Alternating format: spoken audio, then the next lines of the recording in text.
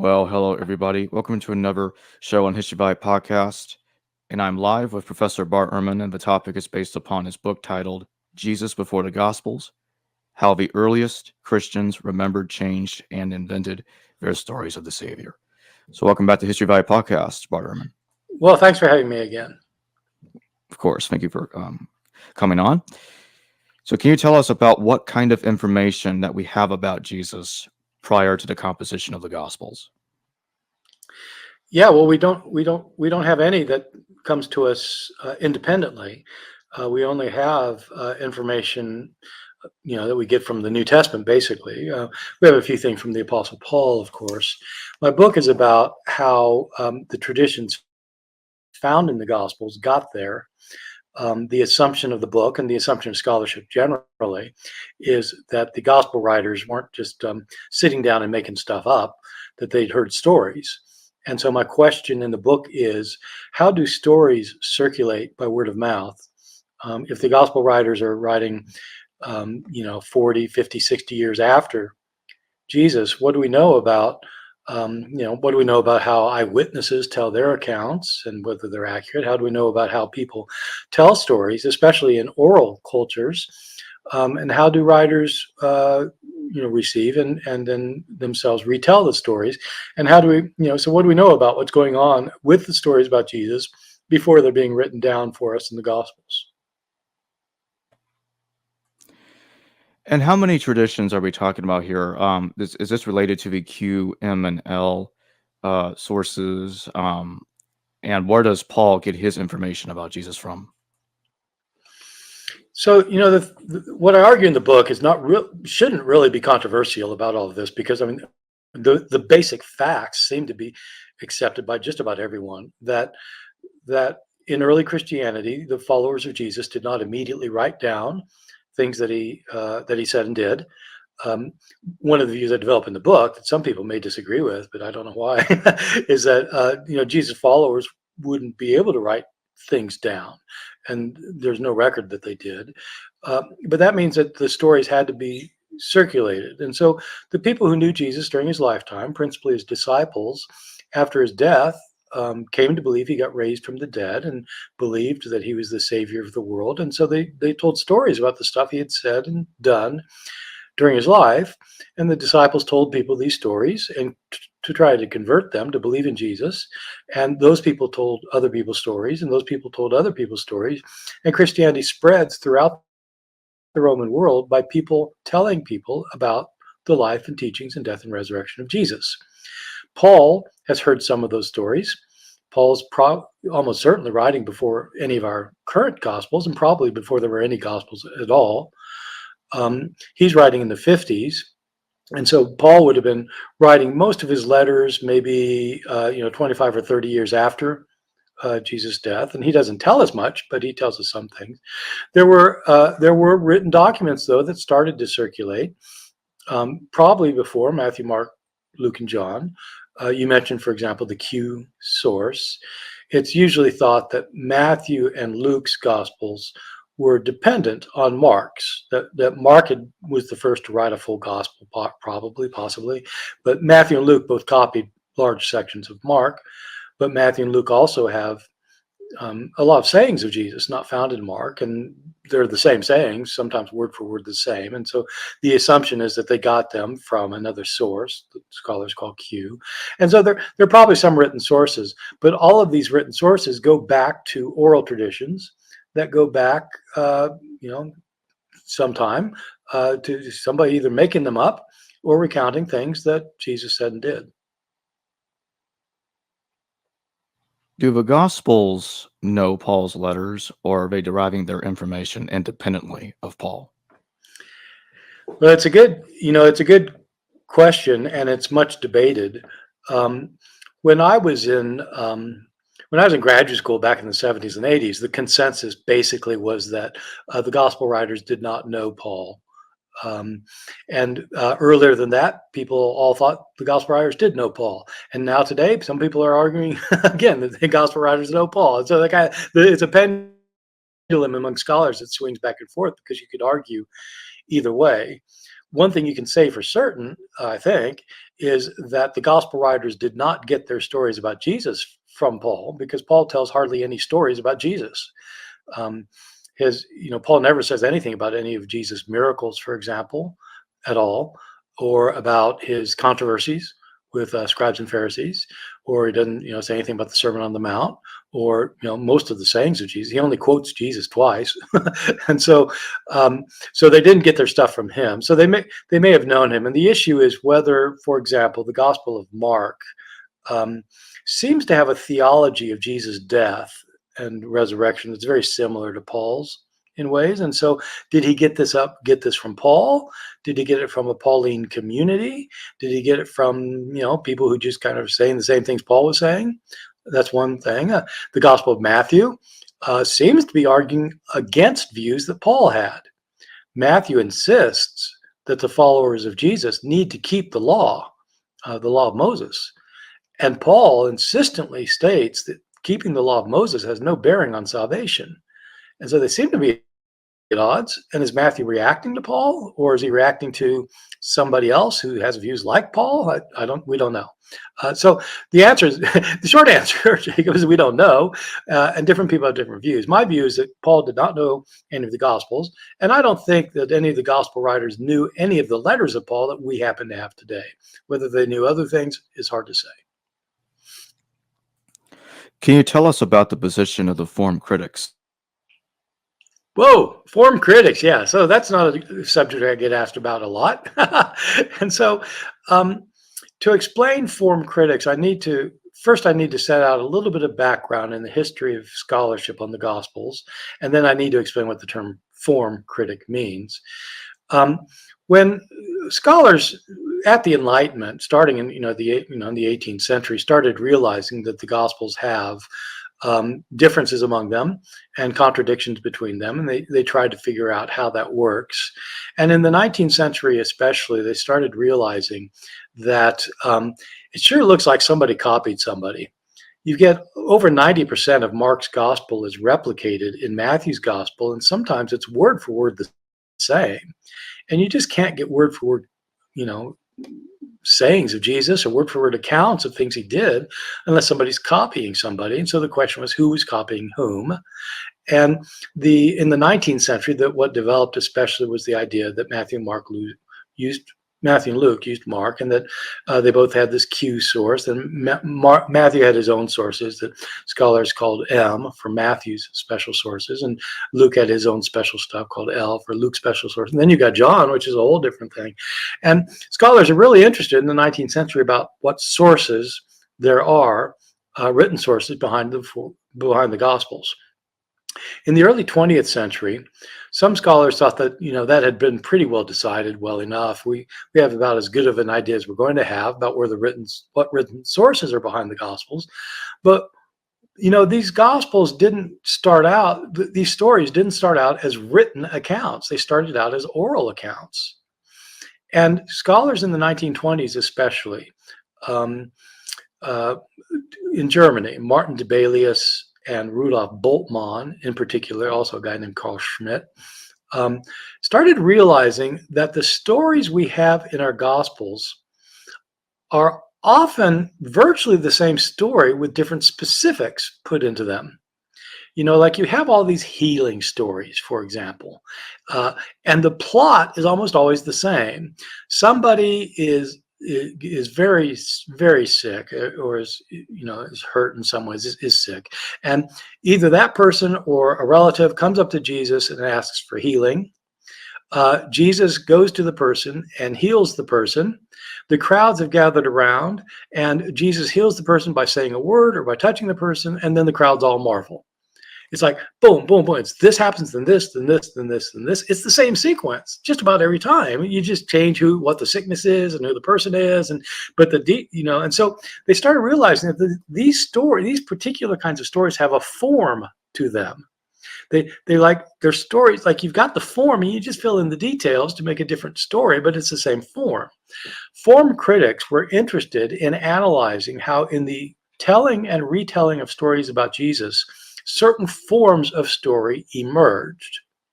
And you can analyze a story according to its formal characteristics, its formal literary characteristics.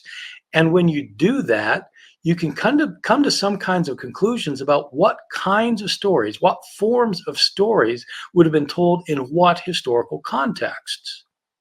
And so what form criticism did is it analyzed the gospel stories about Jesus, both his sayings and his activities, and decided, what are the formal characteristics of this kind of story, this kind of story, that kind of story, and in what context of the early church would such stories have been told. That they called that the Sitzimleben. They were German scholars. Sitzimleben is the term for the situation in life.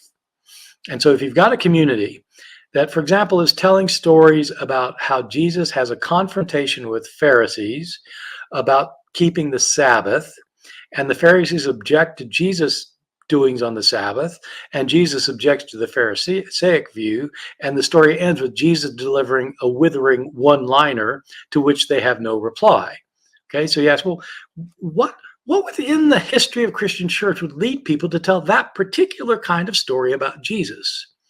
And you come up, it's kind of speculative, but you think, well, maybe it's because the storytellers telling the story themselves are being confronted by non-Christian Jews who are objecting to us not keeping the Sabbath. And we're showing that, in fact, our master, our Lord Jesus, also had a different view of Sabbath than these people have. And his one-liner settles it. This is why it's okay to do what we do on the Sabbath. And so you try to figure out what's going on in the situation in the church that leads to these stories to be devised the way they are. And that was called then form criticism.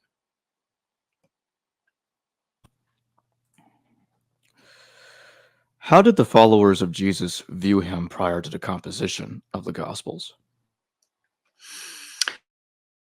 Right. Well, once again, we have real difficulty explaining things like this because we don't have very many sources of information. The Gospels are usually dated to Mark is usually thought to be the first Gospel written around the year 70. Matthew and Luke maybe in the 80s, 80 or 85. John, the last Gospel, maybe 90 to 95. These are guesstimates, but there are reasons for thinking they're pretty close. So if Jesus died in the year 30, our first account of his life would be 40 years later or so. And so the question is, well, what were Christians believing before that? Our only source of information that we're sure was prior to the Gospels are the writings of Paul. Paul has 13 letters in the New Testament. That there are 13 letters that claim to be written by Paul. Scholars doubt whether he wrote 6 of those, but the other 7 they call the undisputed Pauline letters, or the undisputed Pauline epistles. And they're disputed, of course. Everything's disputed in scholarship, but these are the ones that virtually everybody agrees. So those give us some information. You certainly learn what Paul believed about Jesus and what he wanted his communities to believe about him. And you also get hints about what people who disagree with Paul say about Jesus in his letters, because he's opposed to people with different views. So that gives you some information. The Gospels themselves give you some information. What scholars do is they go through every imaginable source in the New Testament, outside the New Testament, anything imaginable that could provide information, and they analyze it to death until they come up with a reconstruction. It's usually thought that at least as soon as Jesus' followers thought he got raised from the dead, they, at least by then, they thought that he was a divine being who had been taken up to heaven, that he's the Lord of the world, and that his death was a death that brought about a sacrifice for sins, so that a person is made right with God by this perfect sacrifice of Jesus, and that Jesus had certain, rules about how you ought to live, and that you ought to follow those rules. And so there's a whole bunch of things we could say about what they believed, but basically they believed the what they considered the essential message about Jesus' death and resurrection, and as a result, the miraculous life that he led. I'm going to take this super chat question real quick. Brett Forsyth, thank you for your super chat. What is your idea of baptism by fire? Possibly olive oil, Jesus baptizing by fire, not water. John's baptism is by water. Possible reference to Enochian fire baptism into an angel? It's very difficult to say. Baptism by fire. And it's, in some ways it is a contrast to what's going on with John the Baptist. The imagery is quite ancient, of the contrast between water and fire, going back to the idea that at one point God destroyed the world by water, and the next time he'll destroy it by fire. The idea that the world will be destroyed by fire is not restricted to the Christian tradition. Stoics, for example, believe that the world would be destroyed by fire. What does it mean to be baptized by fire? It's hard to say. Being baptized by water in early Christianity indicated that a person had been cleansed of their sins and had been restored to a right relationship with God. And in a sense, that was understood to be the beginning of a new transformation of the world. That the world now is being transformed into into a divine paradise that God had planned. Now that we have these people who are following Jesus, who are doing the things that he told them to do, they're things that Jesus insists that people do will be things that will be done in the coming kingdom of God. In the kingdom of God that Jesus expects, there'll be no there won't be any poverty, and so people are supposed to relieve poverty now. There won't be any evil forces, and so people are supposed to cast out demons now. There won't be any illness, so people should tend to the sick now. There won't be any war, so people should be peacemakers now. The followers of Jesus start implementing the ideals of the kingdom in the present, and it's those who are baptized in water who do that, baptized in the name of Jesus. Baptism by fire appears to be referred to being dunked in fire, and that appears to be a reference to the apocalyptic event that's going to bring to an end this age and bring in the kingdom. At the end of this age, God himself is going to intervene, and it's not that there'll be a kind of a small community of people who are now living the life of the kingdom, the followers of Jesus. It's going to be that the kingdom takes over the world. For that to happen, the world has to be cleansed. Both water and fire are cleansing agents. Water is a little less extreme when it comes to human beings than fire, but at the end, God will cleanse the world completely with fire, and that will then bring in the new age where there'll only be good things here on earth, and God will rule supreme. And so being baptized by fire means you're going to go through this apocalypse to enter into the kingdom.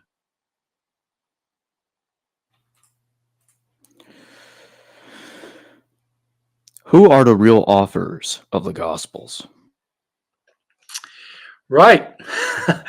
So this is a long one. I actually have one of my talks online. I've got a recorded course. I think it's just one lecture maybe, but it's a free course on did Matthew, Mark, Luke, and John actually write Matthew, Mark, Luke, and John?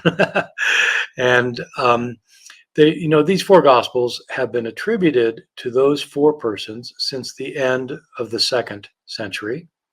The first clear attribution to people named Matthew, Mark, Luke, and John comes in the writings of Irenaeus around the year 185 of the Common Era, so about 100 years after the books had been in circulation. The four authors that are given these attributions, two of them, Matthew and John, are said to be disciples of Jesus, and so they are Aramaic speaking Jews from the Galilee area. Two of them, Mark and Luke, are said to be companions of the apostles. Mark is also from Israel, an Aramaic speaking Jew from Israel, who in the tradition comes from Jerusalem. He's the companion of Peter in the tradition, and Luke is a companion of Paul. Luke is not necessarily a Jew. It's not clear if he's supposed to be thought of as a Jew or not. So those are the four authors that these books are assigned to, but the assignments weren't made for 100 years, so far as we know. And so the question is, who really wrote these things? We don't know the names of the people who wrote them. There are very good reasons for thinking they were not Matthew, Mark, Luke, and John.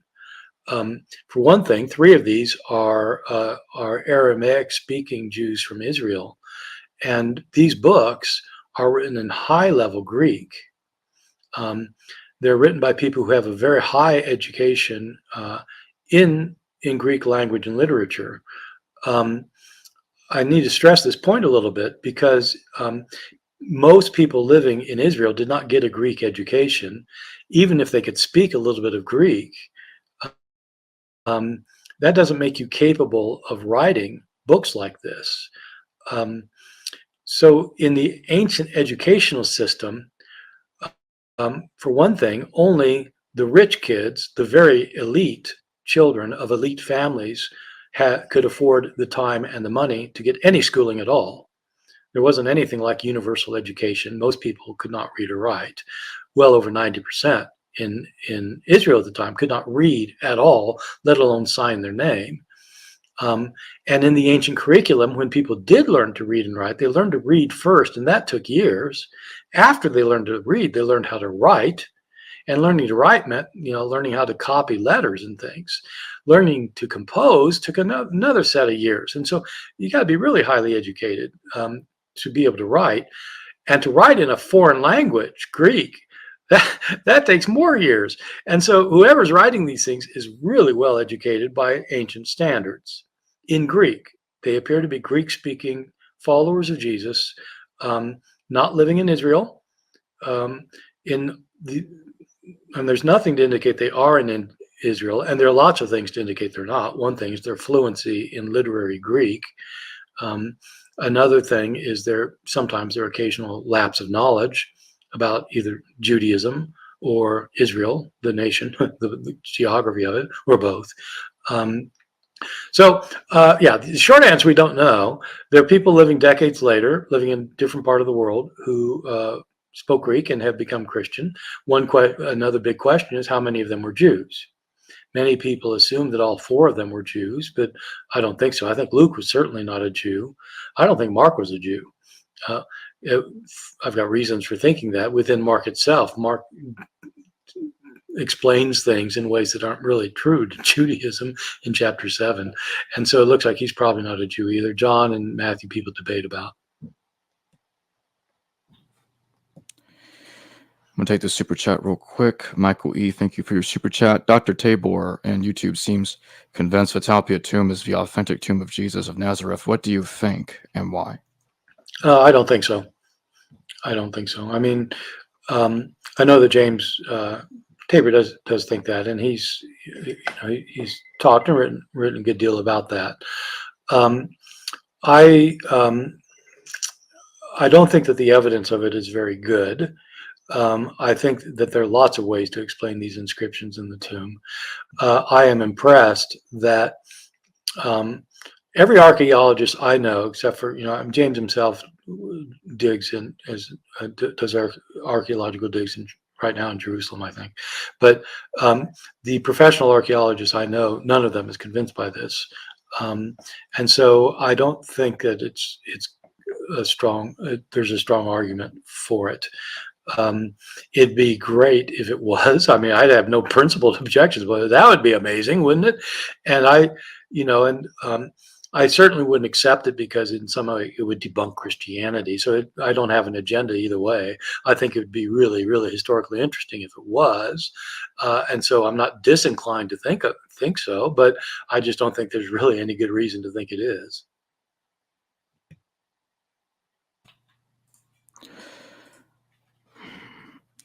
What does Papias tell us? Well, Papias tells us several things. Papias is he's a church father who was living in the early 2nd century. He wrote a 5-volume book that we no longer have that's called The Exposition of the Sayings of the Lord. We don't even know what the book really was. There are lots of opinions about that. On the surface of it, the title, Exposition of the Sayings of the Lord, makes it sound like it's some kind of commentary on the things that Jesus said. And so a kind of explanation of Jesus' teachings. This is a 5-volume book. Boy, if this is what it was, we sure wish we had it. Other people have different ideas about what it was. I mean, some people have argued, for example, that it's a list, it's a discussion of biblical prophecies of Jesus. Some people say that it's actually a discussion of both Jesus' sayings and his deeds. And so that it's actually a kind of an exposition of the surviving Gospels.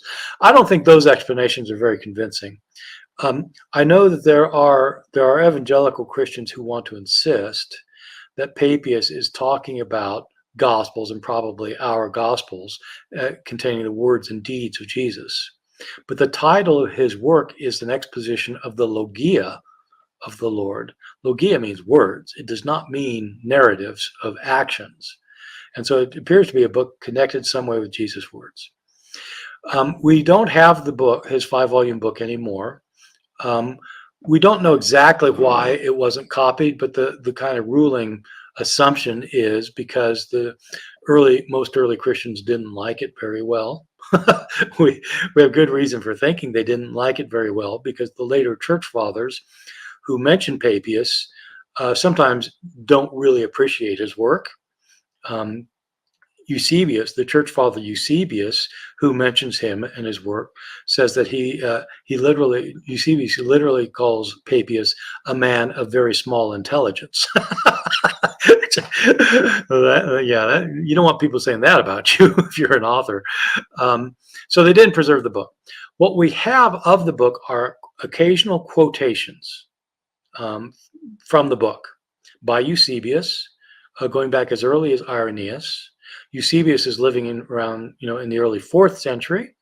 Irenaeus is living at the end of the 2nd century. They both quote Papias in a couple of places, as do some later sources. And so we have quotations of Papias that are preserved in later writers, and these quotations deal with a variety of topics connected largely with Jesus and his life. One of the more famous of the passages is one in which Papias says that Mark wrote his gospel as the interpreter or translator of Peter, and that the Gospel of Mark is Peter's version of the story as Peter told it, and then it came to be narrated to Mark, his secretary, and that Mark wrote it down. Another quotation says that Matthew wrote his gospel. It says Matthew wrote the words of Jesus in the Hebrew language, and everyone translated them as best he could, or either translated or interpreted them as best he could. It could be translated either way. And so those two sayings are important for the topic of Jesus before the Gospels, because many people traditionally have taken Papias to say that our Gospel of Mark gives you Peter's version direct from Peter, and that Matthew's Gospel is written by an eyewitness, Matthew the tax collector. And so that's based on Papias. So in my book on Jesus before the Gospels, I have to have a long discussion of that issue. Does Papias actually provide us evidence that Mark wrote a gospel and that it's Peter's version, and that Matthew wrote a gospel and that Matthew was actually an eyewitness, the tax collector, who wrote his gospel in Hebrew?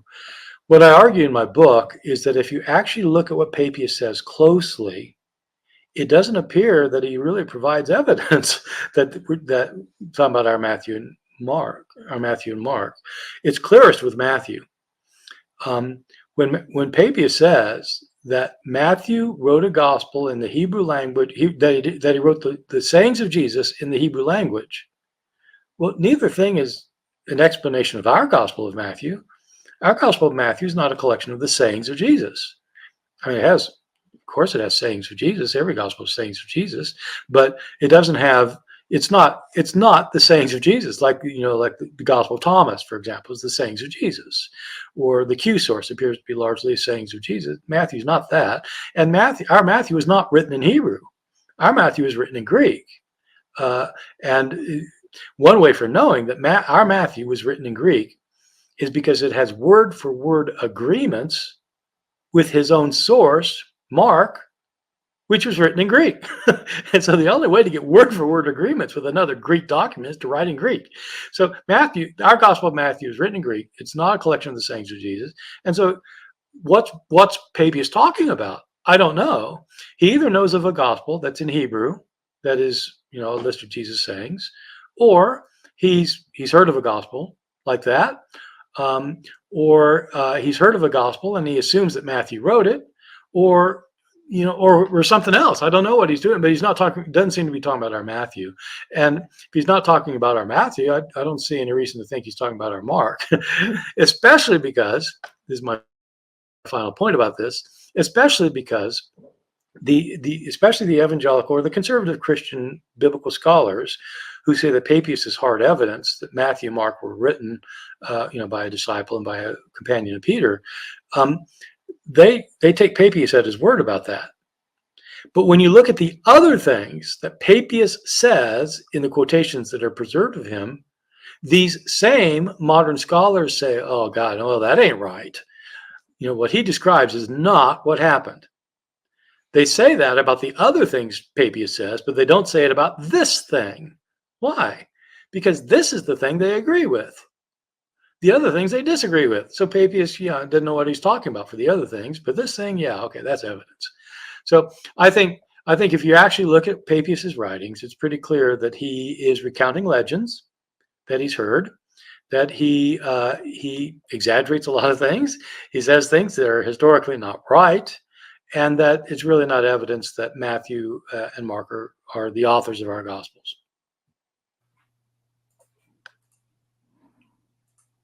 Michael E., thank you for your super chat. Could the New Testament support the growth of a more environmentally centered Christianity today, or is it anthropocentric to the core? What I would say is that the entire Bible, New Testament and Old Testament, are as the Christian scriptures, don't have many of our concerns. They weren't concerned of us, burning up our planet or blowing us off our planet. They apparently, so far as we can tell, were not concerned about many of the social issues that we were concerned about, because it was a very different time then. And if you're living the New Testament, the Roman Empire that we think of as this enormous place is, in terms of population, the Roman Empire is about 60 million people. Well, that's not, by modern standards, that's not that huge. And so what about environmental concerns? What I would say is that in some ways, passages related to the creation of the world are the best passages that Christians would go to talk about environmental issues. And especially, for example, Christians affirm Genesis 1, that God created the heavens and the earth, and then he gave the dominion of the heavens and the earth to humans. And many Christians have taken that to mean, well, we're the lords of this planet. We can do anything with it we want. It's our place. But, actually God gave the planet to humans so they take care of it. Adam is supposed to tend the garden. He's not to deforest it. He's not supposed to chop down the trees. And so that's where I think Christians who are interested in environmental issues would go. And it's a little bit harder with the New Testament because there's not a lot that is focused on that, except for the book of Revelation, which talks about the destruction of this planet. And it's going to be destroyed by God because it's become a sinful place, and God will recreate it. He's going to recreate it into a paradise. The ultimate point of the book of Revelation and of Jesus' teachings and of Paul is that this world is going to become a paradise. Well, if you want to implement the concerns of Jesus, Paul, and the book of Revelation, you should try to make this world a paradise. You shouldn't like deforest it or ruin it with fossil fuels or melt the ice caps or whatever else they're doing to it. Shouldn't do that. So you can use the New Testament for that kind of thing, but I'd say it's more indirectly rather than pointing to a verse that says, thou shalt not pollute. And what else are we told about the Gospels toward the end of the 2nd century CE? So the Gospels are written, toward the end of the 1st century. They appear to begin being quoted pretty quickly after that. There appear to be quotations of possibly Matthew and Luke in the early 2nd century, possibly in the Didache, in Ignatius may know Matthew, maybe more. The author Polycarp knows multiple sources.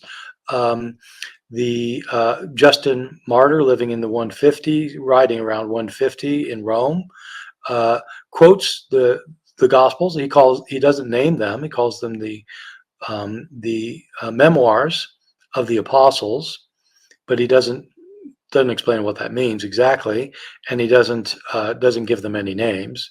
The only gospel he names is the Gospel of Peter, which people have tended to say, oh, he means the Gospel of Mark, but he doesn't say the Gospel of Mark. He says talk about Peter as the author of the Gospel, and we do have a Gospel of Peter that was floating around then. So I think he probably means that Gospel.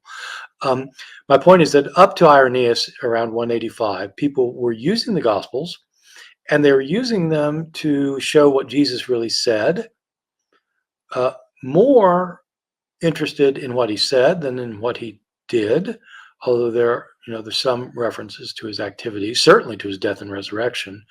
The Gospels appear to be taken as authorities for that kind of information.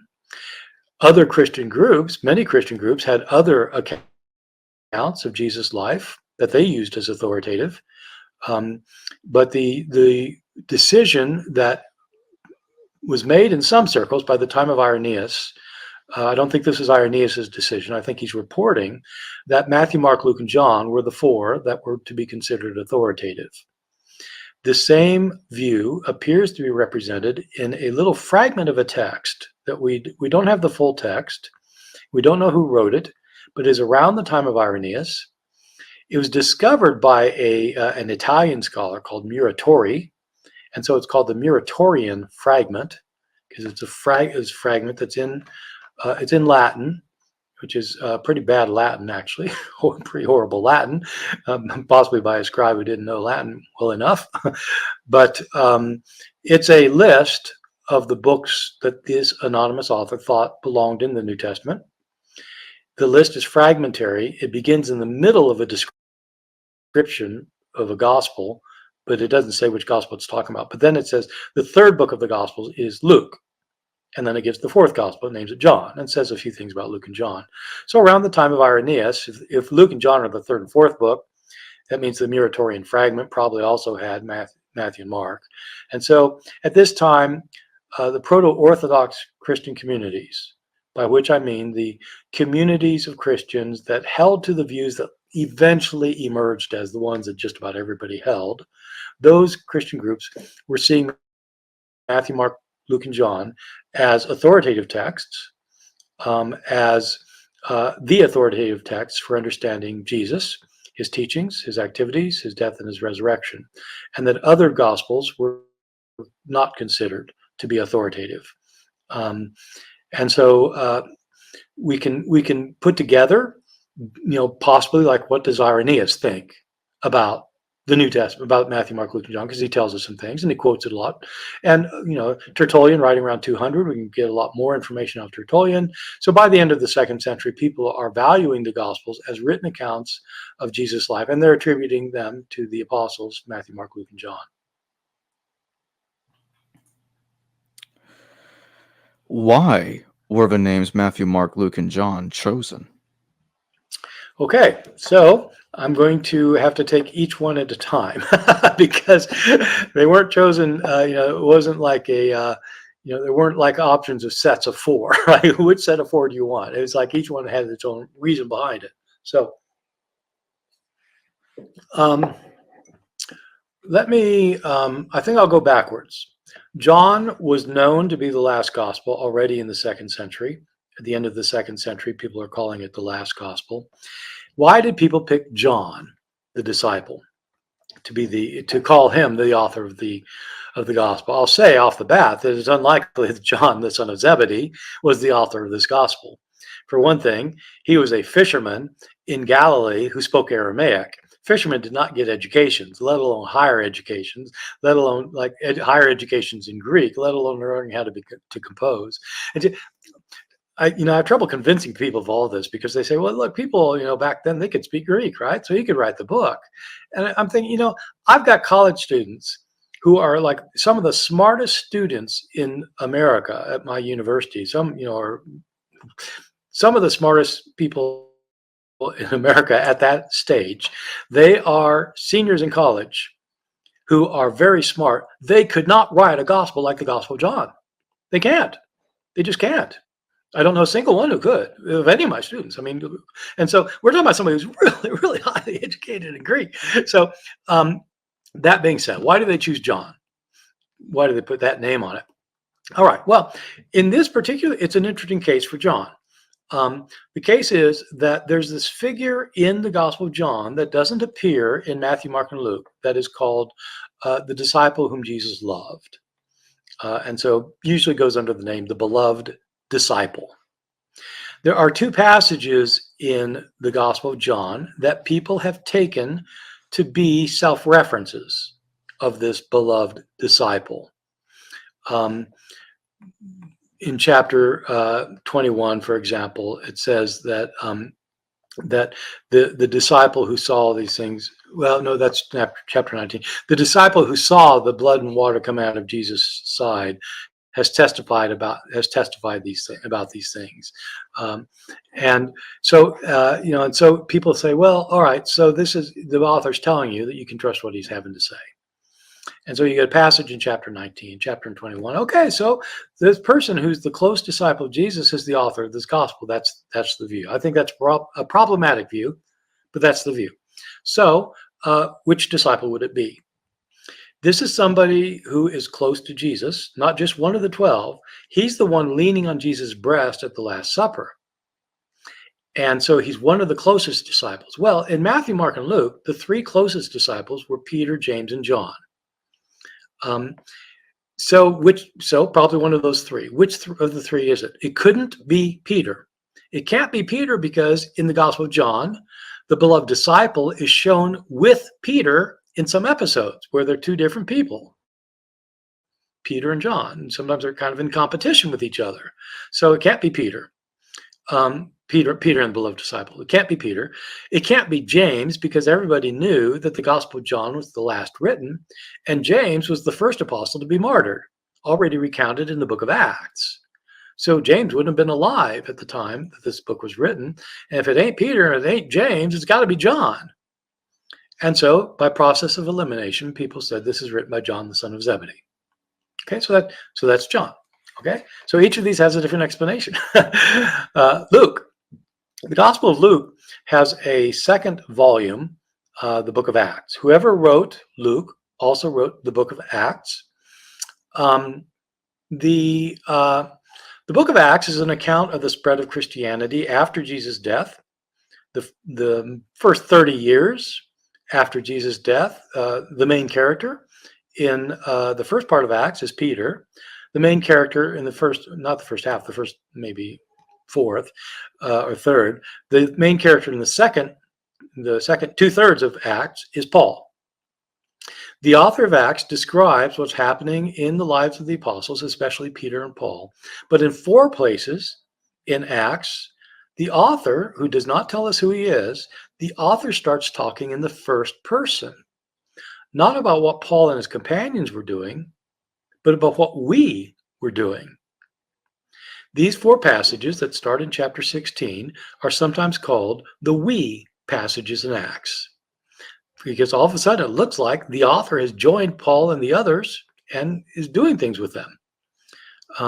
And so from the ancient world, it was thought that whoever wrote Acts was one of Paul's companions. And since the same person wrote Luke, then is the same person. So who was it? It's long been thought that both Luke and Acts have a focus on the importance of the message of Christ to Gentiles. That the book of Acts is largely about how the message of salvation went to the Gentile world, so that people who were not Jews could be followers of Jesus without becoming Jews. And that's one of the major points of Acts. And the question then is, well, who would be interested in that? Probably a Gentile. And so it's likely that this is somebody who's a Gentile. And so it's a Gentile companion of Paul. Well, who are the Gentile companions of Paul that we know about? In the book of Colossians, which is attributed to Paul, even though the majority of scholars critical scholars doubt that Paul wrote it. But whether he wrote it or not, in the early church, they thought he wrote it. And in Colossians, the last chapter, chapter 4, Paul mentions some of his co-workers, and he names a couple of them and said, these are the ones from the Jewish people. And then he goes on and names others, which are obviously not Jews, i.e. Gentiles. And he mentions 3 in particular, Demas, Epaphras, and Luke. And so, well, okay, those are 3 Gentile apostles. Companions of Paul the apostle. Could one of them have written it? Well, it almost certainly could not have been Demas, because Demas is later somewhere else in the New Testament is said to have abandoned Paul, and Paul was ticked off that Demas had abandoned him. So it's not likely he's going to write a book with Paul as the hero. Epaphras probably didn't write it, because Epaphras appears to be claimed to be the founder of the church in Colossae in the book of Colossians. So he's the one who started the church, the Colossian church. But oddly, among all the churches mentioned in the book of Acts, we don't find the church in Colossae. And so it seems unlikely that the guy who founded that church would overlook that part when talking about Paul's mission. And so that leaves Luke. In Colossians, Luke is called the beloved physician. And so Luke, the doctor, is said, okay, that's the guy. He wrote Acts, and so he wrote the Gospel of Luke. Okay, so that's that account. Next is chronologically is Matthew.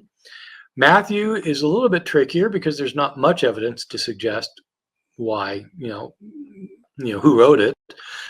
Unlike, you could mount an argument, at least for Luke and John. What has been long noted, though, is that there's a call of a disciple in Matthew's gospel, the call of Matthew, the tax collector.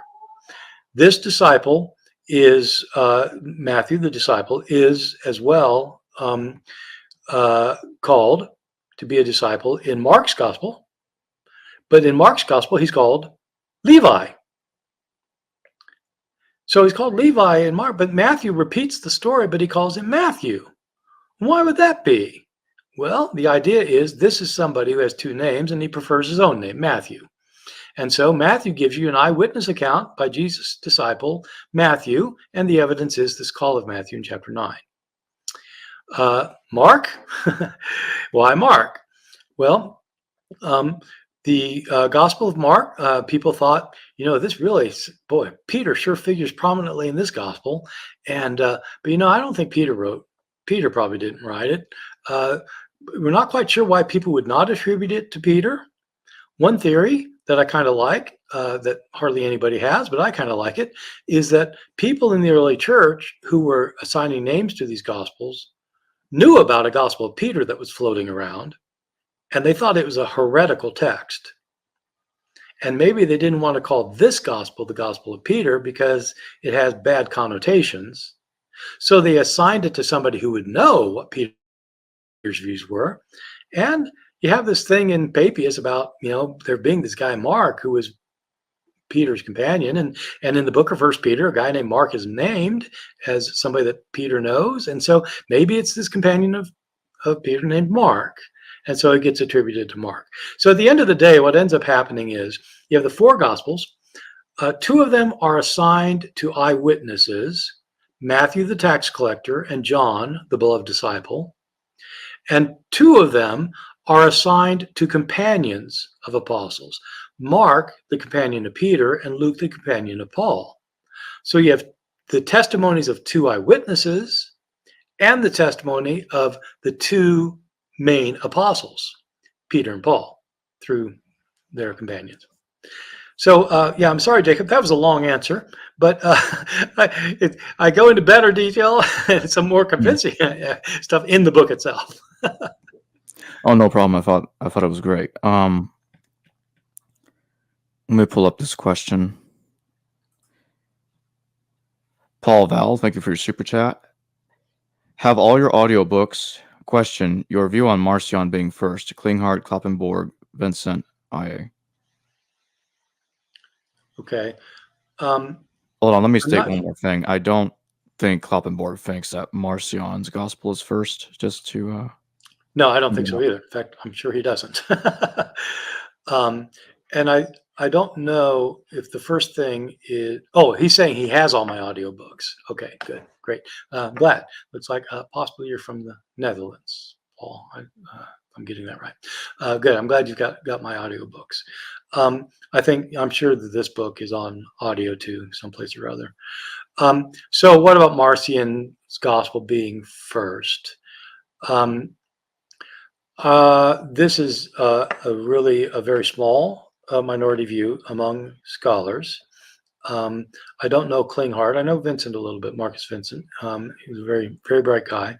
The idea, well, I need to explain it because I don't know how much your listeners will know all the ins and outs of what this question's about. Marcion is a writer who is usually dated to the 2nd century. Middle of the 2nd century. We know about him not from his own writings, because, as was the case with Papias earlier, his own writings don't survive, but they are quoted. In this case, they're quoted not just by people who don't think highly of him, the way Papias was. In this case, Marcion's writings are quoted by his true sworn enemies, people who despise him. Proto-Orthodox heresiologists. A heresiologist is somebody who studies heresy, but it really means it's somebody who talks about heresy in order to attack it. And so, for example, Irenaeus, whom I mentioned in 185, Tertullian, about 15, 20 years later, write about Marcion, as does Epiphanius later. The main sources for Marcion, though, are Tertullian and Epiphanius. Epiphanius is in the 4th century. Tertullian's around 200, early 3rd century, and they both attack Marcion rather viciously. Tertullian has a 5-volume book opposing Marcion that we still have. You can get it in English translation, and he goes after Marcion because he thinks he's an arch heretic. Marcion was a popular teacher. It is somewhat difficult to reconstruct his biography about his life, but there are basic outlines that look pretty clear to most of us. He started out in a city called Sinope, which is on the southern coast of the Black Sea, south central part of the Dead Sea. He was connected with the shipping industry. He made a lot of money. And at one point in his life, and he was a Christian, at one point of his life, he decided to immigrate to Rome because that's where the action was, where as far as Christianity went. And it looks like he spent about 5 years in Rome developing his theological views that involved his writing 2 books or producing 2 books. One of his books was called the Antitheses, that I'll explain in a second. The other of his books was a collection of writings that he claimed were authoritative scripture, a New Testament. So I want to say something about both of those books before addressing the question, because anything I say about direct answer to this question isn't going to make sense unless people have all this background, about which, of course, a lot more could be said. People have written entire books, very good books, on Marcion. The most recent and probably the best is by Judith Liu, Lieu. Her book on Marcion is sort of the modern classic in the field. So Marcion's theology was deeply rooted in his understanding that the Apostle Paul was the apostle who got everything right, and Jesus' own disciples got everything wrong, and that most Christians have gotten everything wrong because they didn't understand Paul. What Marcion maintained is that Paul's distinction between the law and the gospel, the distinction between the law of Moses and the gospel of Jesus, was a vital distinction that Paul meant absolutely. Paul not only said that a person is made right with God by believing in the gospel of Christ, that he died and rose from the dead, he not only insisted that that was true, he insisted that the other view, that the law of Moses had anything to do with it, was wrong. The law of Moses had nothing to do with it. But for Marcion, that split of law and gospel is extreme.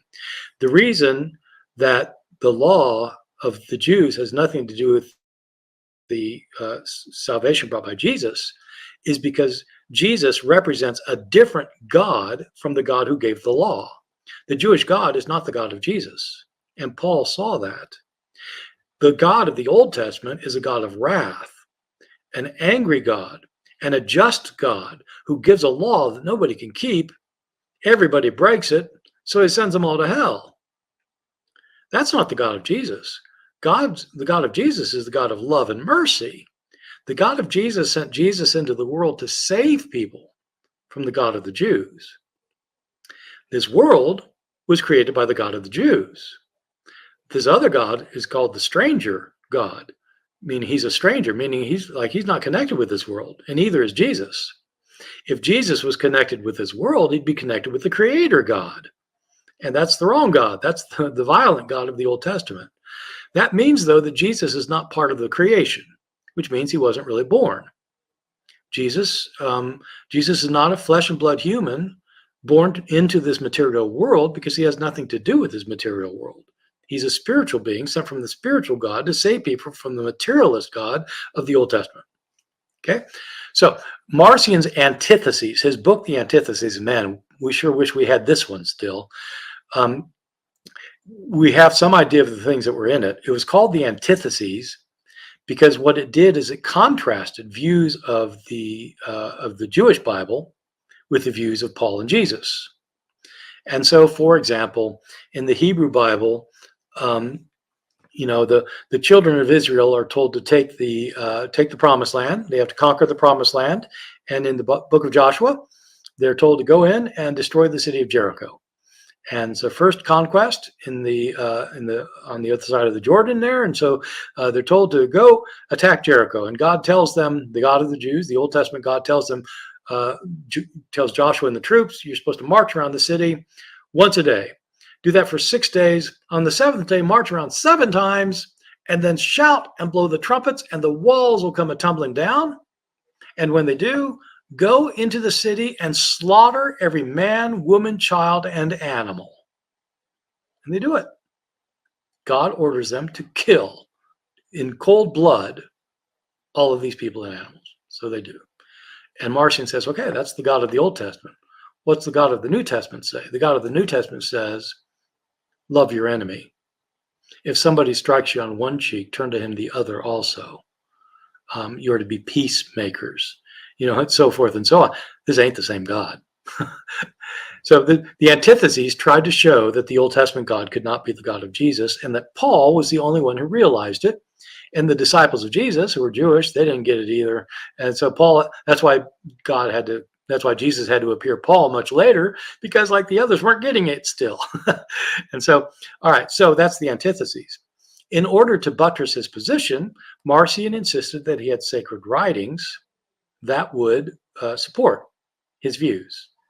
Marcion may be the first person, the first Christian to accumulate a set of writings and declare that they are the authorities for Christians. When Christianity started, now I'm talking historically, when they started, they had a canon of scripture. They had the Hebrew Bible. the Old Testament. I mean, we call it the Old Testament. The Hebrew Bible was their scripture. They were Jews. They had a Bible. But as people started thinking about the authority of Jesus and the new faith that came about after his death and resurrection, they needed authorities for that. And eventually we got our 27-book canon of the New Testament. Marcion had a canon before the 27-book canon. His may have been the first. It was an 11-book canon. It contained 10 of Paul's letters, the ones we have in the New Testament, minus 1st and 2nd Timothy and Titus, and he had a form of our Gospel of Luke. The problem with the Gospel of Luke for Marcion, and the problem with the 10 letters of Paul, is that they seem to affirm the Old Testament. They quote it, and they support it, and they seem to think that the God of the Old Testament is the God of Jesus, and Marcion doesn't agree with those things. So, according to the church fathers, Marcion edited his canon, his 10 letters of Paul and the book of Luke. He edited them with a penknife, as Tertullian says. In other words, he cut out the parts that he thought were not originally there. He thought originally Luke was in a different version, and that Paul's letters were in different versions, and that these people who didn't understand Jesus had changed the texts to make them affirm the God of the Old Testament. But so Marcion is trying to return these texts to their original state, and he does that by cutting out the bits that he thinks are later additions. So you might think, for example, the Jefferson Bible, kind of a comparable thing in the modern period, where you don't want the miracles, you want the sayings, and so you cut out all the miracles. Well, he cuts out all the Old Testament stuff. Okay, that is about a 10-minute introduction, 7-minute introduction to the question. The question is it possible that Marcion's version of Luke, in fact, is not an edition of Luke that has cut out things? Is it possible that it's the first version of Luke that has had things added to it later? Is that possible? Okay, so there are a couple things to be said about this. One is, it's a question of whether you're asking whether Marcion himself created the first version of what we call Luke, or if you're saying that Marcion used what is our first version of Luke. See what I'm saying? I mean, you could be saying Marcion invented this thing and he was writing before, he was writing before we think he was living. So the normal dates for his activities that people give are that he went to Rome in the year 139 and he stayed there till 145, and he spent those years developing his theology, writing his books, and then at the end of it, he tried to convince the church leaders in Rome that his views were right, and they didn't think so, and they kicked him out of the church. Okay, that's so in 145. So that his version would have been written in the 140s. And so if you think that Marcion wrote the original version of Luke before the additions were made, if you think he wrote it, one way to do that is to say that he was writing well before the 140s and to date him earlier, date him around the year 100. Most scholars who are experts in this stuff find that highly problematic, that he was writing that early. You could say, though, that Marcion didn't invent this form of Luke, that it's simply that the version of Luke he had available to him was this other version that was without these parts in it, and that this was original Luke. Now, that's a different proposition, and in some ways, for me, it's a more interesting proposition. For me, it's interesting in part because I think one aspect of it could be right. I personally, I mean, this isn't, I don't want to make it sound like it's just like one day I came to an opinion. I mean, after looking into this stuff really hard for a really long time, I came to the judgment that I don't think originally Luke had chapters 1 and 2. Our Luke 1 and 2, I think were not originally in Luke's gospel. I have extended reasons for saying this. You can find those reasons in my course. And did Matthew, Mark, Luke, and John write Matthew, Mark, Luke, and John? But the thing is that Luke chapters 1 and 2 give the birth narrative of Jesus, and the events mentioned in those in these two chapters never get mentioned anywhere else in all of Luke or in the book of Acts. They're both long books. You put Luke and Acts together, and it's 1/4 of the New Testament. And the later books don't say anything about Jesus being born of a virgin, being born in Bethlehem, if anything like that. That's in Luke, in the chapters 1 and 2. The writing style is different from the rest of Luke. It's a very different writing style. The beginning of Luke, chapter 3, verse 1, sure sounds like the beginning of a gospel. And so I don't think it had 1 and 2, and I don't think Marcion's version of Luke had 1 and 2. He was attacked for taking off chapters 1 and 2 with his penknife. But I suspect that if he had a form of Luke that didn't have 1 and 2, and that there were different forms floating around. That's not to say, though, that I agree with the hypothesis that Marcion's Luke was earlier than Mark, Matthew, and John, because I think Luke did circulate with chapters 1 and 2. I don't think the whole thing that Marcion has, which is kind of a truncated version of our Luke, I don't think that all of that was the original Luke. I just think it originally didn't have chapters 1 and 2. My view is the view, I don't know, apart from Marcus, I don't know Klinghardt, but I don't know Marcus Vincent. I don't know, I don't think most people are convinced at all that Marcion's version was the earlier version. JC, thank you for your super chat. Are the crocus rosettas on the crosses at Rennes Chateau telling us something about the Mary Magdalene tradition? Did Saneri get the idea from the rosettas of Lady Carcass of Carcassonne? I have to say I don't know much about it. I know that this is a deal in the Da Vinci Code, but I don't really know. I don't know enough to even comment on it. I will say that I've discussed at length other aspects of what is found in the Da Vinci Code, Dan Brown's novel, The Da Vinci Code. I wrote a book called Fact and Fiction in the Da Vinci Code. I don't deal with this particular thing, but I do deal with what it says about Mary Magdalene otherwise, to show how historically Dan Brown's portrayal of Mary Magdalene and the Emperor Constantine and the historical Jesus and the Council of Nicaea are just completely wrong, up and down the line, just provably wrong. But I don't deal with any of this particular material. Teleniken, thank you for your super chat. How is it possible to take the pseudo-Pauline letters seriously if they are acknowledged as forgeries? Shouldn't Christians be outraged to have forgeries in their scriptural canon? So again, this is a very interesting and complicated question. I've written 2 books that deal with it. A book for a general audience is my book called Forged, with a subtitle, which I don't give these things their subtitles, but the titles. This thing was called Forged, Why the Authors of the Bible Are Not Who We Think They Are. So, okay, yeah, good. And it's not just the pseudo-Pauline epistles.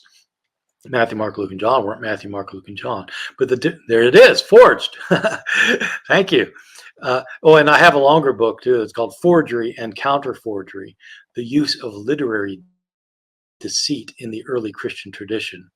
That one's for people who don't mind a little heavy-hitting scholarship. And so if you want the kind of version that is, not kind of going out of its way to sound scholarly, the Forged is perfectly fine. But if you really want the hard-hitting stuff, it's my Forgery and Counter-Forgery book. Matthew, Mark, and Luke don't claim to be written by Matthew, Mark, and Luke, and so the authors they're not lying about it. Somebody later assigned them to somebody who didn't write them. It's not the writer's fault. The pseudo-Pauline letters and 1st and 2nd Peter and James and Jude, lots of other books in the New Testament actually claim to be written by certain authors who didn't write them. Today we would call those things forgeries, and scholars tend to be reluctant to call them forgeries because forgery has such a negative connotation, and some scholars don't think it's appropriate for the ancient world.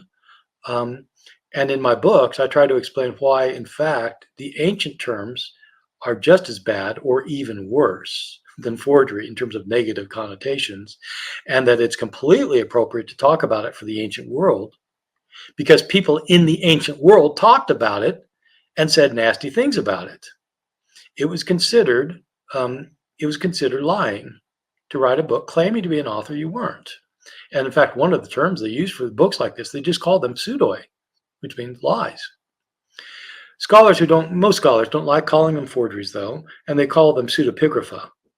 Pseudepigrapha literally means something like false writings, but it technically means writings that are entitled with a lie. So that's not much of a better term when you think about it. The pseudo-Pauline letters are the 6 letters that scholars think Paul did not write that claim to be written by Paul in the New Testament. There are other books outside the New Testament that also claim to be written by Paul that he did not write. For example, there's a 3rd Corinthians. There's a letter to the Laodiceans. There's an exchange of letters between Paul and the Roman philosopher Seneca, all of them forged. But so the ones in the New Testament are Ephesians, Colossians, 2nd Thessalonians, 1st and 2nd Timothy, and Titus, those 6. These all claim to be written by Paul, and scholars have very good reasons that I lay out in these books for why Paul probably didn't write them, or almost certainly didn't write them. And the question here is, how can you take them seriously if they're forgeries? And shouldn't Christians be outraged that they have forgeries in their canon? So these are 2 different questions with 2 very different answers. First of all, how do you take them seriously? Well, it depends what you mean by taking them seriously. And the question is, seriously for what? If you mean seriously for showing what Paul actually wrote, or for showing what Paul taught, or what Paul believed, or what he preached, or what he did, then you cannot probably use these books for understanding Paul's life and teachings. With that said, most scholars don't. Critical scholars, if they write a book on the views of Paul about Christ as Christology, or views of Paul about salvation, or whatever topic they want to talk about Paul, they almost always stick to the 7 undisputed letters, which, as I've said, are not really undisputed. Since everything's disputed in scholarship, there are people who say, yeah, Paul didn't really write this book, but not very many. Almost everybody agrees on the 7 undisputed. And so anybody who's writing a book about Paul, even if they think they might think, yeah, Paul probably did write Colossians, or they think, I think Paul did write 2nd Thessalonians. Even if that's their view, typically they stick to the 7 undisputed letters because they know that there are people who doubt whether Paul wrote the others. So if you're talking about how do you take them seriously for Pauline, understanding Paul, they're problematic for that. They can, though, be taken seriously for other things. I take them just as seriously as I take the undisputed letters, because because I'm interested in the undisputed letters for what they can tell me historically about what's happening in a particular time and place and among some people in early Christianity.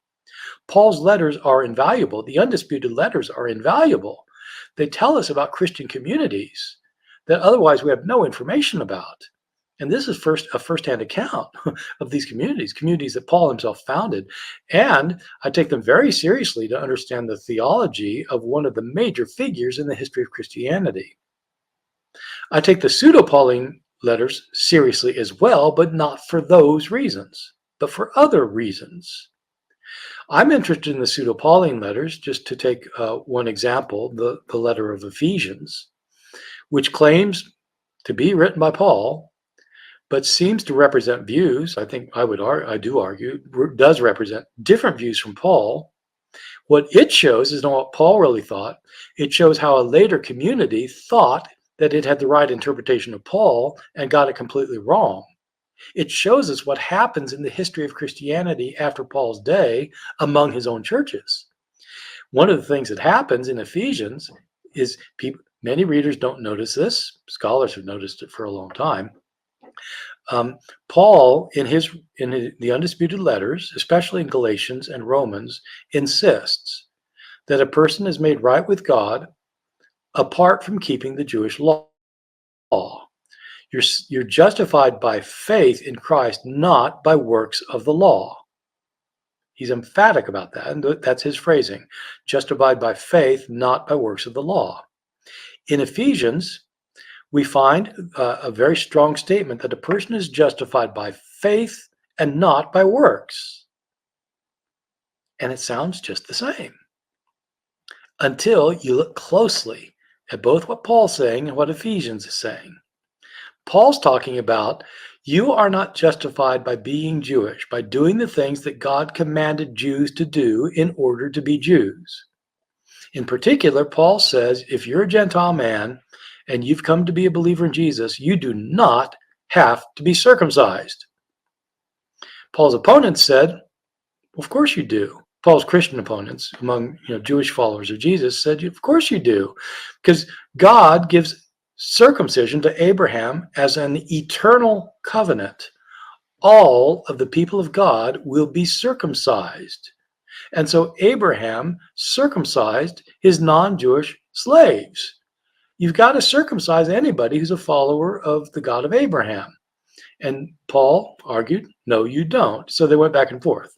The issue was, did you have to keep the rulings of the law in order to be a follower of Jesus? Paul says no. When you get to Ephesians, the author of Ephesians, who calls himself Paul, is not talking about that. It sounds like he's talking like Paul because he says you're justified by faith, not by works. But he doesn't mean works of the law. He doesn't mean circumcision and keeping kosher and observing the Sabbath and so forth. He means doing good deeds.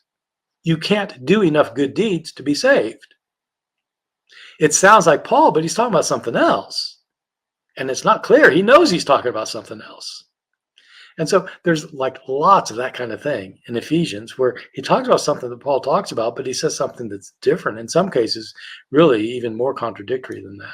And so it's interesting. The reason I take it seriously, because it tells us about what's happening in Pauline Christianity after Paul's day. As a historian, I take it with utmost seriousness. Now, the second question, though, is how can Christians, why aren't they outraged that they have forgeries in their scriptures? Two responses.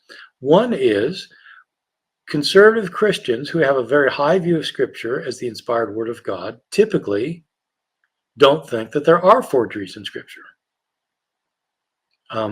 They would say that the evidence that critical scholars mount to argue that Paul did not write Ephesians or Colossians or 2 Thessalonians or 1 Timothy, they'd say that evidence is not convincing. Paul really did write it. He wrote it. It's in the Bible. And so it's Pauline. And so that's, that would be one response. What about more liberal Christians who are interested in doing history as well as having faith, who don't believe in the inerrancy of the Bible? Aren't they outraged? They tend not to be.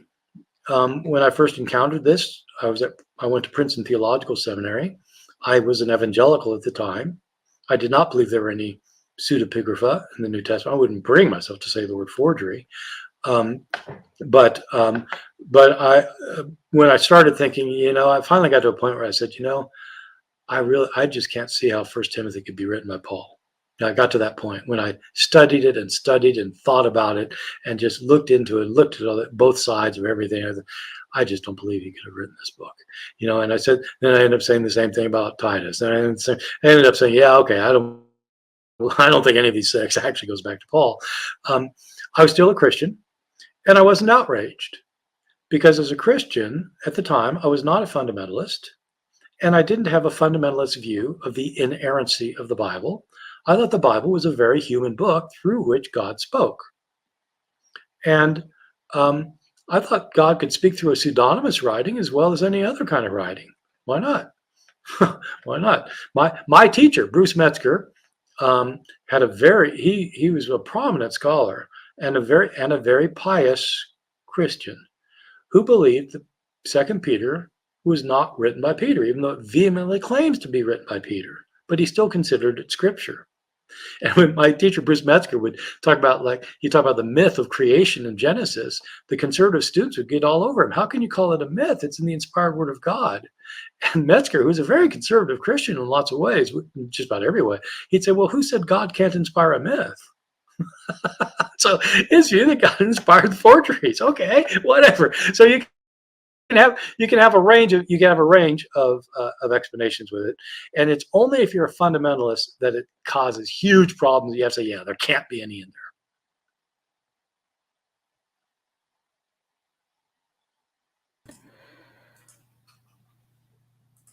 JC, thank you for your super chat. Could the White Stone of Revelation 2 be the Luque Stele? I don't think the White Stone of Revelation 2 exists, so I don't. If that's what the question is, yeah.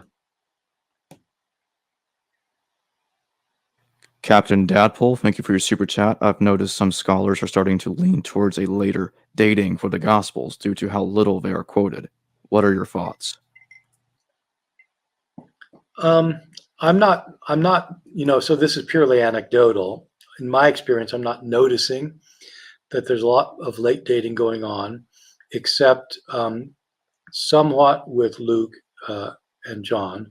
With Luke, I think it's because some scholars have become convinced over the last 20 years or so, maybe more, that the author of Luke, who also wrote the book of Acts, is dependent in Acts on the writings of Josephus. That some very, very fine scholars think that Luke had access to Josephus's writings, and including his Antiquities, which was written in the mid-90s, around 93 of the Common Era.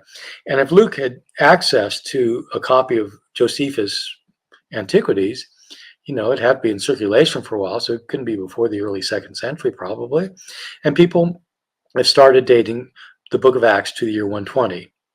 Now, if you think that, because the use of Josephus, if you think that Luke is written by the same person and that the Luke and Acts are written near the same time, as most people always thought, then you'd have to say, well, then Luke was written, sometime before around 120.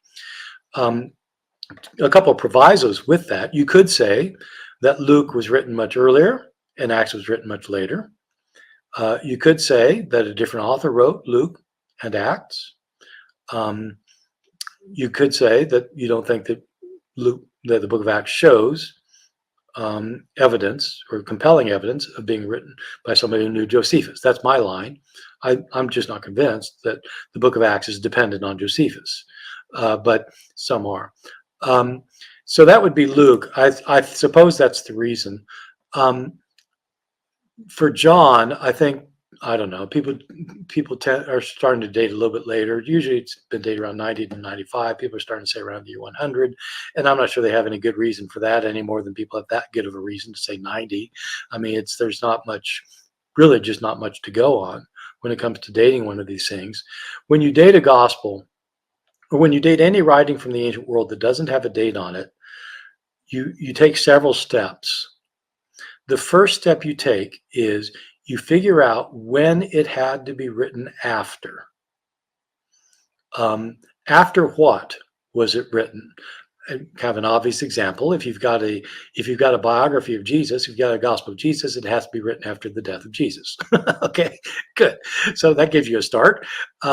Moreover, if you think it's written in Greek, which it is, then it has to be sometime after Christianity had spread to Greek areas where there were a lot of stories told about Jesus. Okay, how long does that take?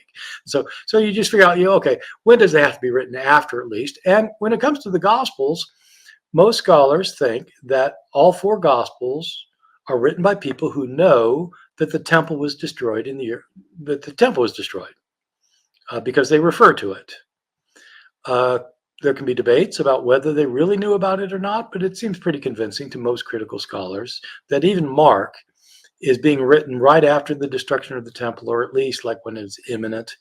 And so Mark's usually dated to sometime after 70 when the temple was destroyed. So if you could show that Mark knew the destruction of the temple, if you could show that Matthew used Mark, then you could say Mark is after 70 and Matthew has to be after Mark. And so that gives you the after which thing. Then you try to find before when was it written. And for that, what you look for are places where somebody else quotes it. If you can show that somebody quotes the Gospel of John, then the Gospel of John had to be written before that person was writing. And so what you do is you set parameters where you get it couldn't have been written before this, and it couldn't have been written after that. And sometimes that evidence is secure. Sometimes the evidence is relatively secure. Sometimes it's quite iffy, and you argue about it. But then you come to a conclusion. Look, Justin Martyr, he is quoting Matthew and Luke. He may not name them Matthew and Luke, but these quotations are definitely Matthew. Okay, so you say, right. So it's got to be 150. And for all four Gospels, Irenaeus in 185 quotes Matthew, Mark, Luke, and John and calls them Matthew, Mark, Luke, and John. Okay, so let's just say it's got to be between 70 and 185, and then Justin appears to be quoting the Matthew and Luke, so they're so they're 150. So it's sometime between 75 and 150. Okay, so where within that period do you think? And that's when you have to, it gets a little trickier, because you have quotations of Jesus already in the Didache, which is written around the year 100, that sound like they come from Matthew and Luke. You have a passage in Ignatius writing around the year 110 or 112, which seems to show that he knows about the story of the wise men following a star, which is in Matthew, and so forth. So you have to debate. Is he getting this from Matthew? Getting it from somewhere else? What's the evidence, this way or the other? But you do it like that. When you do it like that, most people are pretty convinced that these books are written still at the end of the first century, after the destruction of the temple, but before you start getting authors like Ignatius and Polycarp and such. And so they're kind of guesstimates, but they're guesstimates that do have clear boundaries. Let's get to the next super chat. Goodacre, thank you for your super chat. Love your work. What are your thoughts on Richard C. Miller's work, including Resurrection and Reception in Early Christianity? Well, I'll tell you, I remember reading that, but I don't remember what I concluded about it. Sorry. When I read that book, it was it was when it just came out, and I actually took notes on it. And I'm sorry, if you had asked me this and hadn't given me a chance to look it up, I would have had something to say. I'm sorry. I remember thinking that it was an impressive book in some ways, but I don't remember either being overwhelmed by it or being underwhelmed by it. And so that's usually how I am by books, I guess. Sorry. I'm sorry that, I'm sorry. No problem at all. J West 14, thank you for your super chat. Was Matthew's nativity story a later addition? So I mentioned earlier that I think that Luke 1 and 2 was added later to Luke's gospel. Some people, I didn't come up with that. That's been a view that's been around for a while, and I think there's good evidence for it. It's debated. I doubt if it's the majority view, but it's a view that some people have, and I'm one of them. Matthew, there are a few people who argue that Matthew chapters 1 and 2 are also an addition to Matthew, that it originally did not have the birth narrative. And I disagree with that one. I think Matthew really did have chapters 1 and 2. The evidence is completely different in the two cases. I discussed this one, by the way, in a course on the course of Matthew that I just did. I did an 8-lecture course on Matthew that you can find at my website, bartehrman.com, where I talk about textual changes to Matthew in one of my lectures. And I include the question, was Matthew 1 and 2 originally there or not? And I think I really think it was, because unlike Luke, the material in Matthew 1 and 2 coincides very closely with what you get in the rest of Matthew. You get the views of Jesus are the same.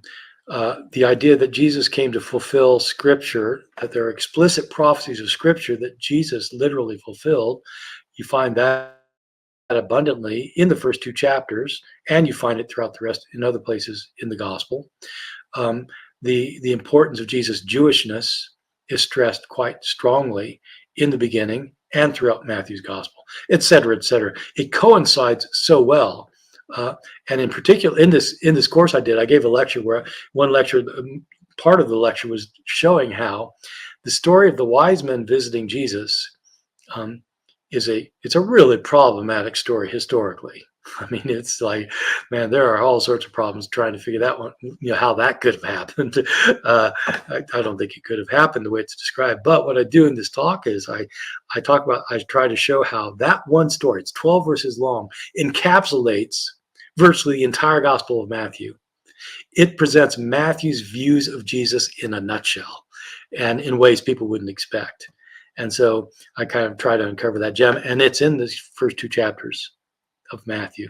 So I think the rest of Matthew's gospel is intricately interwoven in chapters 1 and 2. And so I think it was originally part of it.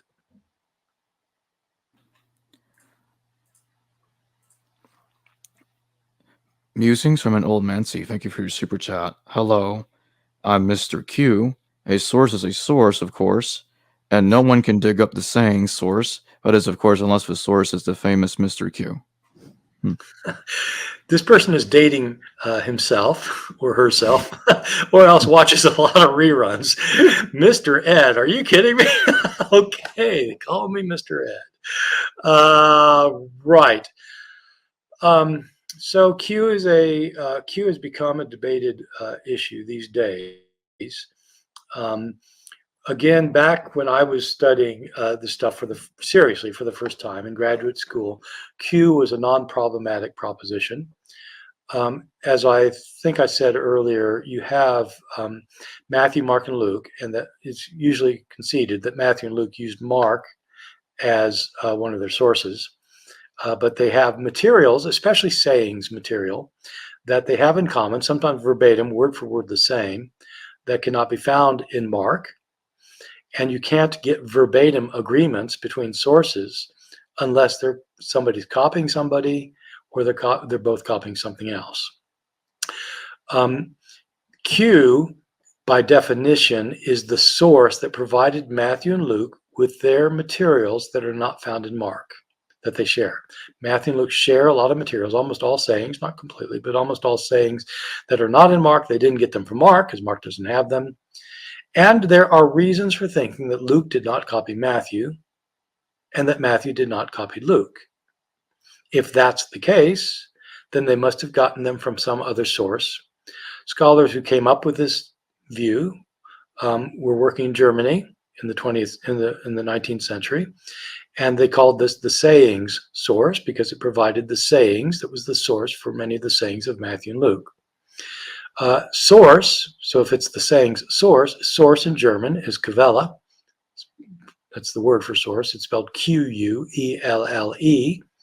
And so scholars started just calling this thing Q for short. It refers to the hypothetical document used by Matthew and Luke for their material not found in Mark. When I was in graduate school, everybody basically took Q for granted because there really are good reasons for thinking that Matthew didn't copy Luke and that Luke didn't copy Matthew. And so Q was fairly non-problematic, even though everybody knew we didn't have it, but it was a hypothetical source with good evidence behind it. What happened as a result of people saying it was non-problematic is people started writing these really speculative books about Q and saying all sorts of things about Q. Some things that just about everybody seemed to assume is true. Like the common line was Q did not have a passion narrative. The reason for thinking that is because Matthew and Luke don't have any traditions, any stories, any sayings in their passion narratives that they agree on that are not found in Mark. So there wasn't any, so it doesn't come from Q. Therefore, Q didn't have a passion narrative. That's a flawed piece of logic. It's just amazing to me that people got away with that one for so long. The fact that Matthew and Luke don't have shared materials in the passion narrative that are not found in Mark does not prove that Q did not have a passion narrative. It just means that if it did, that both Matthew and Luke didn't quote it. So I always drawn a firm distinction between what you can say was in Q and what you cannot say was not in Q. You can't say what was not in Q, because if the whole idea is if you got the source and that Matthew copies some of it, Luke copies some of it, and so they share these things. Well, there may be places where Q had something that Matthew copied that Luke didn't copy. Or there could be places in Q that Luke copied and Matthew didn't copy, in which case you'd have something only in Luke or only in Matthew that came from Q. That could have happened in the Passion narrative. And there could have been places in Q that neither Matthew nor Luke copied. The agreements of Matthew and Luke in material against Mark tells you what's in Q, but it doesn't tell you what's not in Q. So that was one kind of big problem that almost everybody had. And people started writing books about the theology of Q, by which they meant the theology of a collection of Jesus sayings, a list of Jesus sayings without a passion narrative. What kind of theology would somebody like that have? Well, it sounds kind of like the Gospel of Thomas. And so maybe it had a kind of theology of Jesus sayings like the Gospel of Thomas. So you have a book on that. Or the community of Q. What was the community like that was behind the Q source? You don't even have the Q source, but you write a book about the community behind it.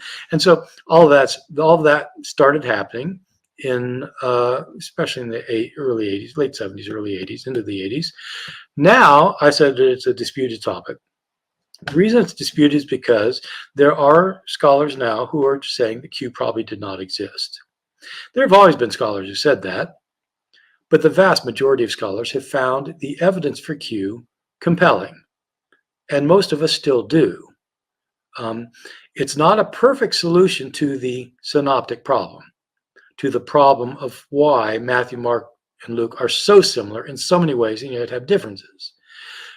Q is still considered by most people the best solution, but there's another view that's out there that has been around for a very long time that now is being brought back to life. So the main person propounding this is Mark Goodacre, who is my friend and who teaches at crosstown rival Duke. And we've known each other for years and years, decades.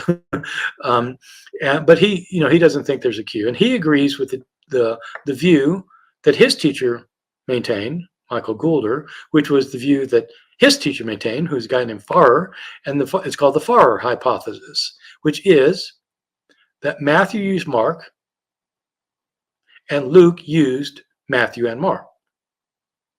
That explains why sometimes Luke agrees with Matthew and Mark, sometimes agrees with Matthew but not Mark, sometimes agrees with Mark and not Matthew. So it's because Luke used them both. That is, I think everybody can admit, that's a simpler solution to how the three relate to each other, because you don't have to hypothesize a non-existent source. So to that extent, it's a simpler solution. But in the opinion of most of us, it creates more problems than it solves, which get down into kind of technical things. But for example, why it is, if Luke used Matthew and he used Mark, why is it whenever there's material that he gets from Matthew that is not found in Mark, he puts it in a different location? But the material that's in Matthew that is in Mark, he puts in the same location as Matthew. Why do his agreements in sequencing happen to be in material not found that's in Matthew that's not found in Mark? How is he doing this exactly? Was he taking every 3 words and seeing if it's in Mark once he finds it in Matthew? How does he do this exactly? Let's read through all of Mark. How's that work? And so there are problems with this, and it's down in the weeds, and people go way further down in the weeds. But Mark Goodacre's been propounding this, and his students, his graduate students, his PhD students, and other people are being convinced by it. And so it's a bona fide option to the idea that there was a Q, which I think probably what our muser, who is Mr. Q, was wondering about. Mr. Warlight, thank you for your super chat. What do you make of the historical parallel that the main companion of Apollonius of Tyana is Damas, and Paul states in 2 Timothy that Demas departed him because he chose the world over Christianity? It's a good question. I don't have an answer for it. I mean, it looks to me like an accidental agreement.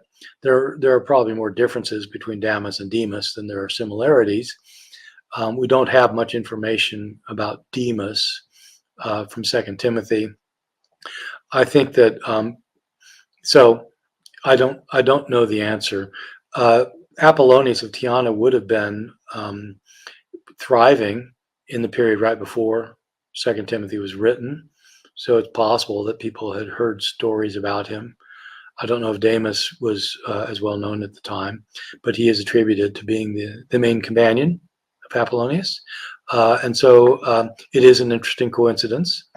But unless there's some kind of compelling reason to think that one knew about the other, it doesn't really get us very far.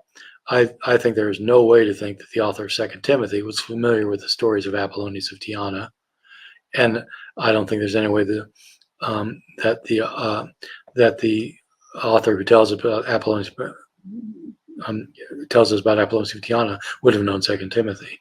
So unless you have some reason, somebody has some reason for kind of an argument for how they could have known about each other or whatever, then I would just talk up to just an interesting coincidence. But I have no horse in the race, and would be happy to be convinced otherwise. James Valiant, thank you for your super chat. Professor Ehrman is always great. Thank you both. Okay, thank you. Levintinian, thank you for your super chat. Who wrote the Evangelion? Was it written before or after Luke? What is its relationship, if any, with Q? You want to give a brief answer to that, since we kind of touched on Well, that. I don't know. I don't know if this means if this person's referring to Marcion's Sure. Evangelion. The word so I probably need to say a little bit more about it. The word Evangelion simply means gospel, and so that could refer to any gospel. Yeah, it does look like this person's referring to Marcion's Evangelion. I think that it is an edited version of Luke, and that I think that Marcion, I do think that Marcion had some form of Luke available to him. One interesting question in relation to it is, why did he call it the Evangelion?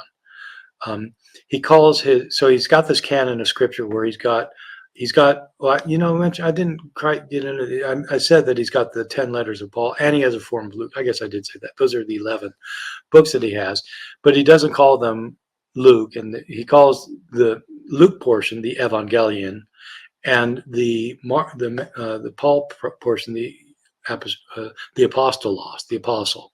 So it's the gospel and the apostle are the two parts of his canon. And I think that these are, I don't think that either part was written before Luke or Paul. But one interesting question is, did the form of Luke that he had available to him, was it identified as Luke already? I think the answer is no. He's getting this, probably becoming acquainted with it when he's a young man, maybe in the 120s or so. I don't think Luke was named yet. And so why wouldn't he call it the Evangelion? I don't think he knew that it had a name attached to it. But the other question is, why does he, what was the other question? Hold on a second. There's another question about this that is really, I've been answering so many questions now, I've gotten mixed up in my head what the other question was about the Oh, yeah, this is the other question. Why does he use that one? Why doesn't he use Matthew? Or why doesn't he use John or Mark? Why does he use this one, Luke? And people have debated that one. The answer somebody might make is that since his hero is Paul, the Evangelion is the one that written by Luke, the companion of Paul. But it doesn't look like it was called Luke. And there's nothing to indicate that anybody thought it was written by the companion of Paul at the time. My view of this is that this happens to be the gospel that was in his hometown when he was growing up. It's one he grew up with in church, and so that's the one he used.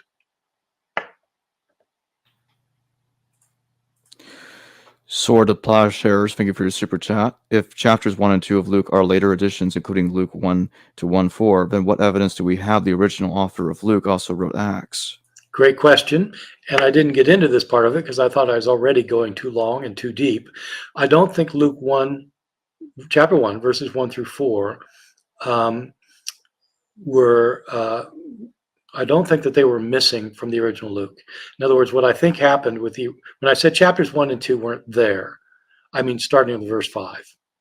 So for those who don't know what we're talking about here, Luke 1, verses 1 through 4 are the verses where the author he begins by saying, many have undertaken to write an account of the things that have been accomplished among us, oh dear Theophilus, but I've followed these things closely, and now I'm going to write you an accurate account. Okay, that's basically what he says in these 4 verses. And then he launches into the story of the birth of John the Baptist.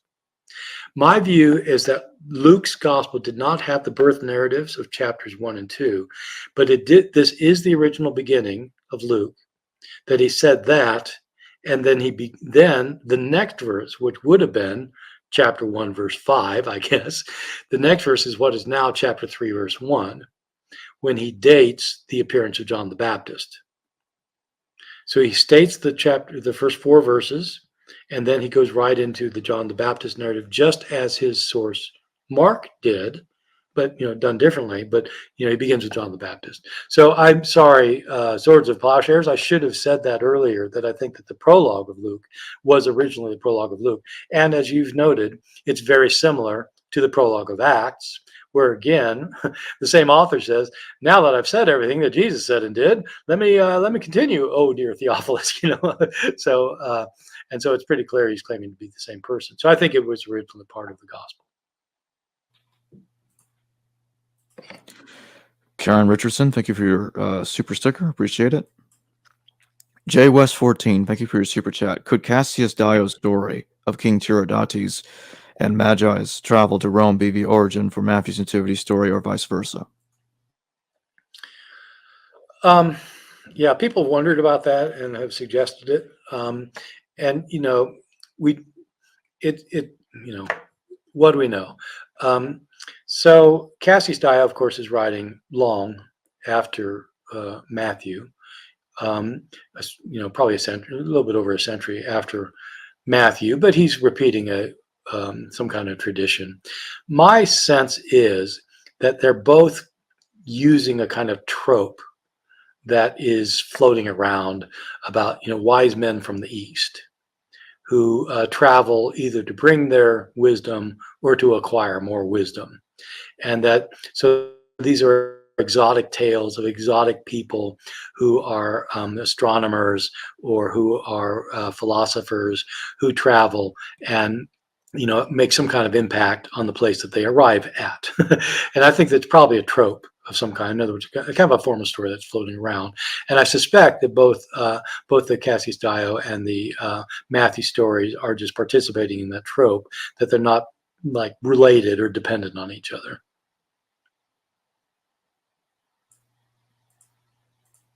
Tell I can thank you for your super chat. Each successive gospel in the New Testament canon seem like modern movie remakes. Was it this kind of creative license why John's gospel chose to switch events around, such as Jesus' upsetting the temple? Yeah, that's an interesting question. And what I would say is that both Matthew and Luke are remakes of Mark, because they clearly had Mark as a source, and they're trying to they expand Mark. They especially Luke takes things out of Mark's narrative. Matthew does a little bit. Luke does a little bit more. They repeat most of Mark. Most of Mark is in Matthew, and less is in Luke, but still, most of Mark's still in Luke. And so they're doing remakes, Hollywood remakes in the sense, and the remakes are significant. They're not just kind of like doing the same story again. Both Matthew and Luke end up retelling the story in ways that are significant, so that if you really want to understand what Matthew's talking about, you have to understand how it's different from the source that he used. That's how I developed my understanding of Matthew in this course that I did recently. Luke is the same thing. He has remade Mark in significant ways, so that if you want to understand Luke's Jesus, you've got to understand how he's changed his source, because it's like a Hollywood remake where you got the original and then you change it around. The question is whether John is like that. And the issue is another issue that has become debated that used to not be debated. Or rather, I should say, it's always been debated since the Enlightenment, but the pendulum keeps swinging. So 30 years ago, this wasn't much of a debate. Now it's a debate. Whether John knew Matthew, Mark, and Luke. Many of us were trained to think no. Matthew, Mark, and Luke are sufficiently different from John that it doesn't look like John actually used them. And I still insist that's true, certainly in a strict sense. John certainly didn't use Matthew, Mark, and Luke the way that Matthew used Matthew used Mark, because Matthew actually is copying words, word for word. I mean, you can show, I think you could show that Matthew used Mark, verbatim agreements. The question is, how high is your standard of proof? When it comes to who copied whom in the ancient world, I have a fairly high standard, very high. I think the person who thinks that one author copied another bears the burden of proof and has to have some pretty good evidence. And if you have word for word agreements, that's good evidence. Is the fact they tell similar stories? Could be. If they're like weird stories you wouldn't expect two people independently to tell. Or if they tell them the same sequence, possibly. Depends on the sequence. If you got a sequence of story where somebody's baptized and then they have a ministry, then they go to Jerusalem and then they get killed, then they get raised from the dead. I mean, that sequence is just kind of the sequence people told about the stories of Jesus. So like those, if you have that sequence, it doesn't mean you're getting it from, Matthew or you got it from Luke. It's just like this is the form that people are telling the stories. So I think you've got to have some pretty good evidence. And there are very fine scholars. Some of the finest scholars of John right now are saying, yes, they think that John used Matthew, Mark, and Luke. If so, it is more than a remake. It is like, man, it's a new movie with by somebody who knew the earlier movies. Maybe it's about the same character, but it is a different movie. But it is an interesting analogy because it's a similar phenomenon in a sense that you've seen or heard one version, and now you're going to talk about the same topic in a sense, but do a different version of it.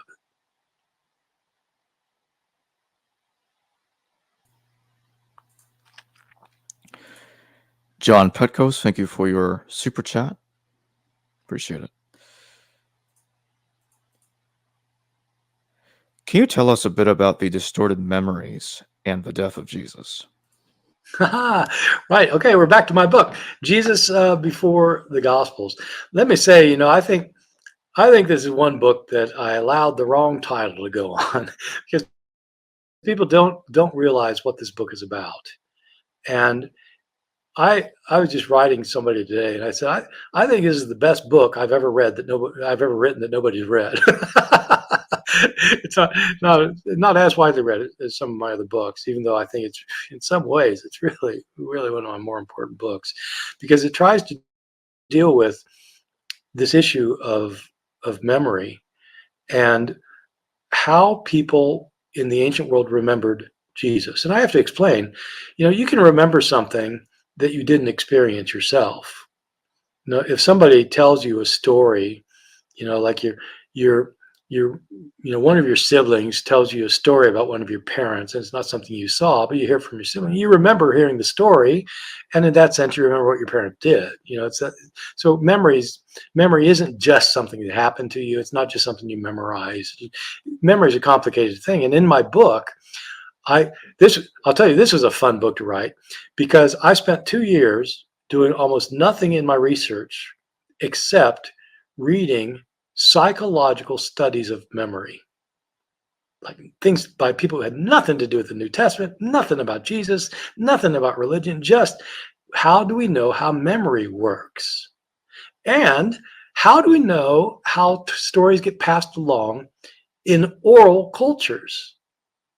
Cultures who don't have writing, we always heard that they remember things perfectly because they have to. They can't check the writing. So they train themselves, so they memorize everything and they pass them along accurately and they don't make mistakes and they take measures to make sure they don't make mistakes. And we all heard that.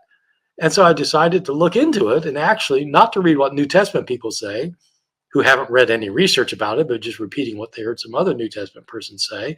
I decided to read anthropological studies about oral cultures because there's a lot of anthropological studies of oral cultures. And I was just reading all this had nothing to do with the New Testament.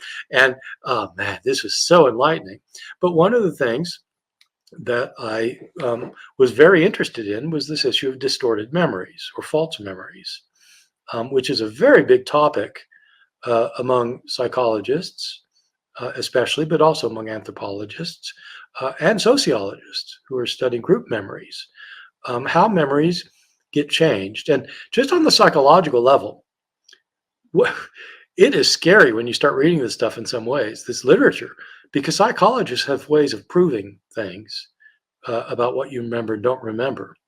Like, for example, the day after you hear about 9/11, for those of you old enough to have experienced 9/11, as I did, all of us, every one of us who heard about it, remember where we were, who we were with, how we heard it, etc.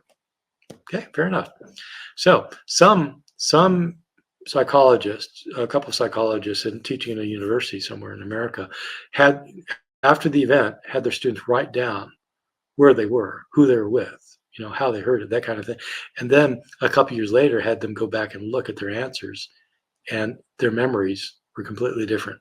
Oh no, that's not how it happened. It happened like this. And so they have ways, psychologists have ways of showing whether you remember things well or not. And the studies are so interesting and so creative, sometimes fantastic. So I learned all that stuff in order to write about what can we say about how the memories of Jesus. People were repeating stories about Jesus in oral cultures.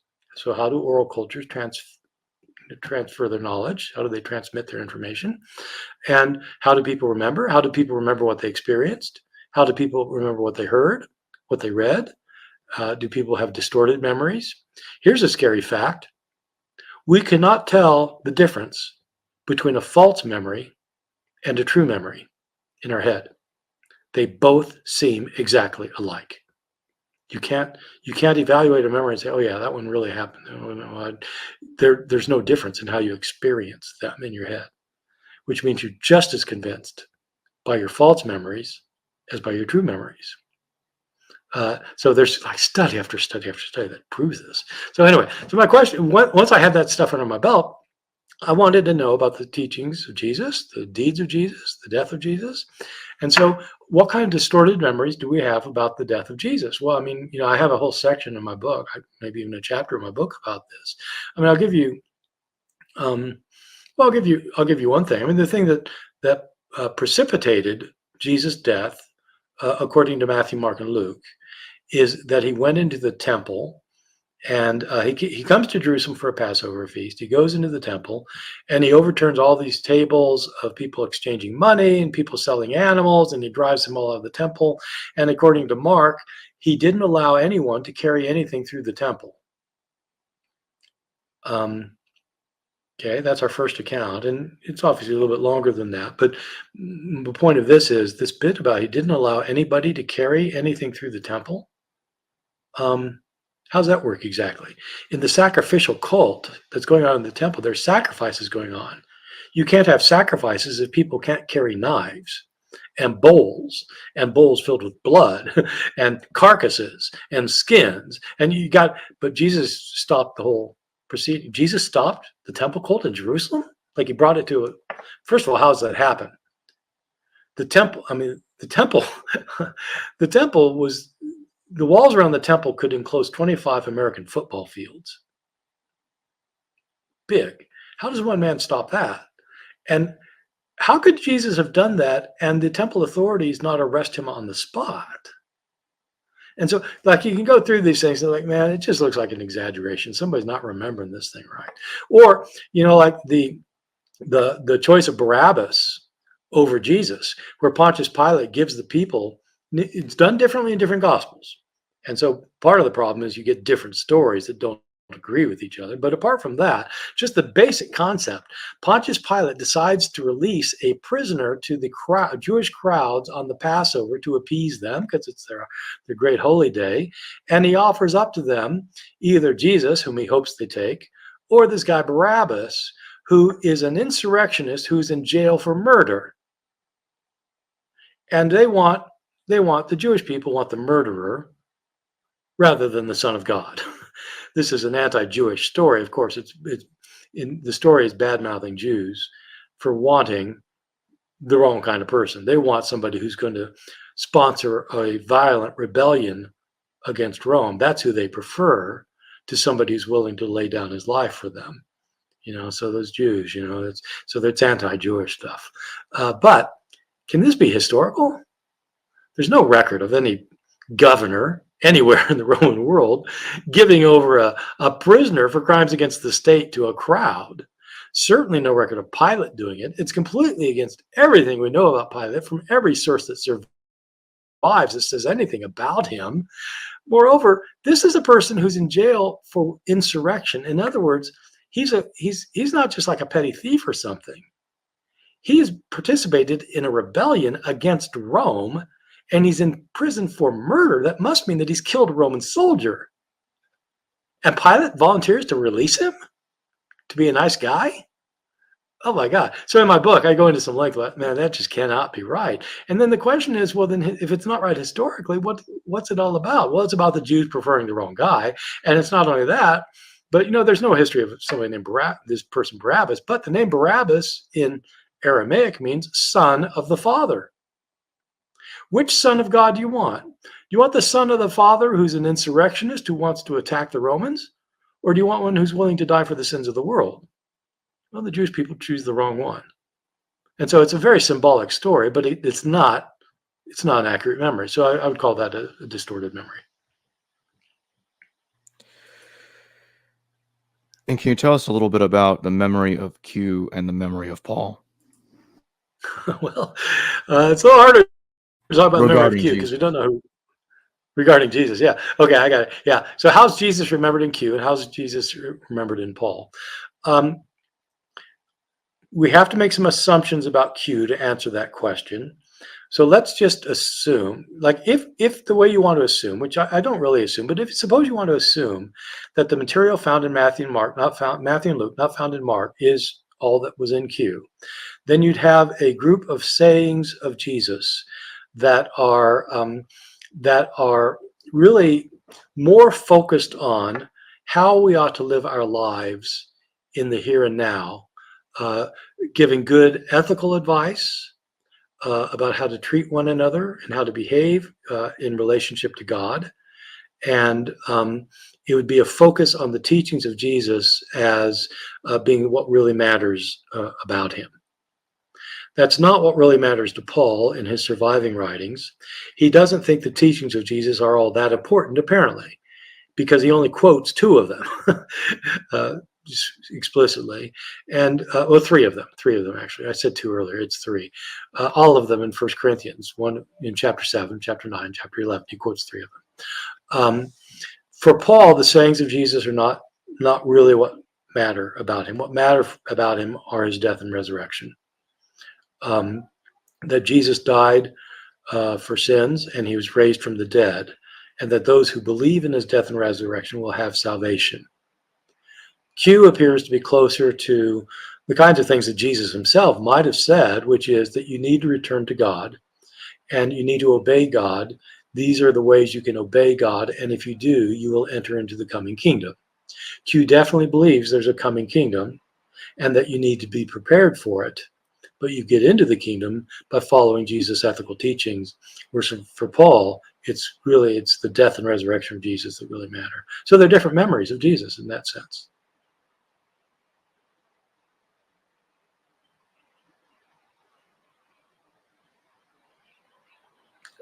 You're muted, Jacob. Jacob, you're muted. There you go.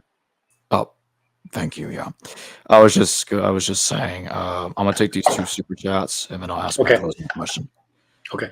Justin, thank you for your super chat. What is your view on John 10:34? You are gods. Jesus implying we are all gods that follow his teachings.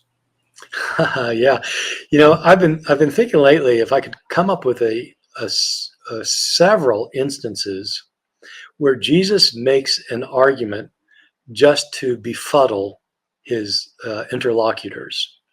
So this is one of those where Jesus says something, and it seems to be he's saying it just to shut up his opponents. He has several things like that, like in the Synoptic Gospels, where he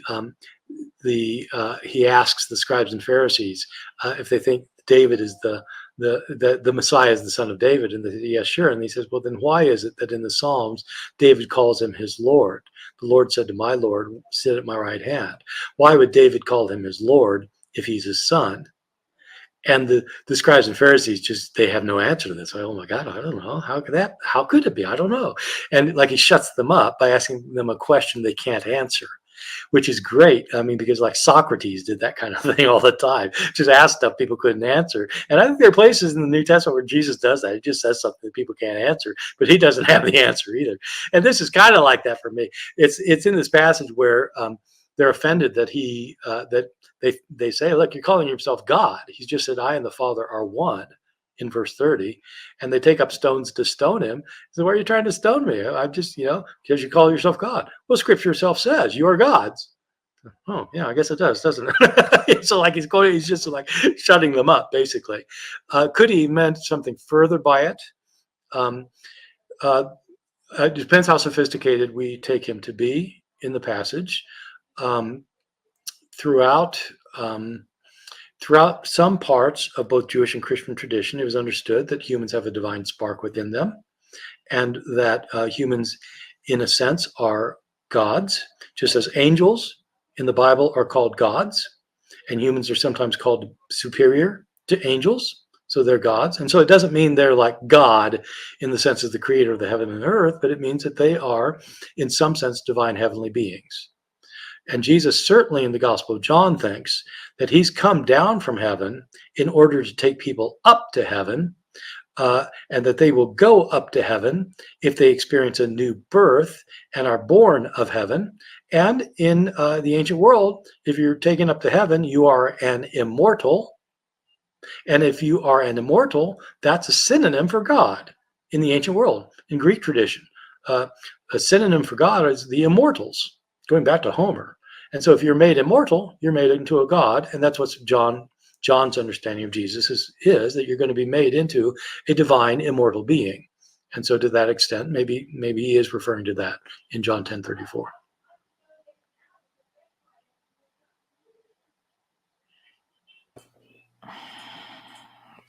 Mr. Warlight, thank you for your super chat. Based on the literacy rate throughout the Roman Empire, could the average Roman read, or did converts rely on the bishop's 70 disciples preaching alone? And if so, why did they use the manuscripts? Okay, good question. The first thing to say is that literacy rates were very low in the Roman Empire by modern standards. The idea of massive literacy, where the society is concerned that their young learn how to read and write and do arithmetic, that is a very modern thing that started with the Industrial Revolution. And so prior to the whenever you date the kind of the massive literacy, kind of mid-19th century, it wasn't understood that that everybody would go to school. There have been detailed studies of literacy in the Roman world. The classic study that I still like very much is by William Harris, called Ancient Literacy. Harris argues that in the best of times, in Greek and Roman antiquity, 10 to 15% of the population could read. That 10 to 15% is almost exclusively people living in urban areas, major urban areas, and they're people who are not among the poor, but they're among the elite who have the resources, families that have the resources to enable one or more of their children to attend school instead of working. Most people had to put their kids to work early on just to keep food on the table. So the best of times means like in Athens during the classical period. In the Roman world, maybe 10% of the population could read. Fewer than that could write, and fewer of those who could write could compose, and fewer than those who could compose could actually write a book. So not very many people were capable of writing books by percentages. So people who converted to Christianity, could they read? Most, no, they could not. They could not read. One interesting question is, since Christianity, unlike other religions, became a religion of the book, where the writings became all important, why didn't bishops teach their people to read? The bishops would have been educated. Bishops were chosen because they were of higher status within society as a rule, and they've got to know the scriptures, and they've got to be more elite people with some education as a rule. Why didn't they set up reading programs so that people could read the scriptures? It's a good question.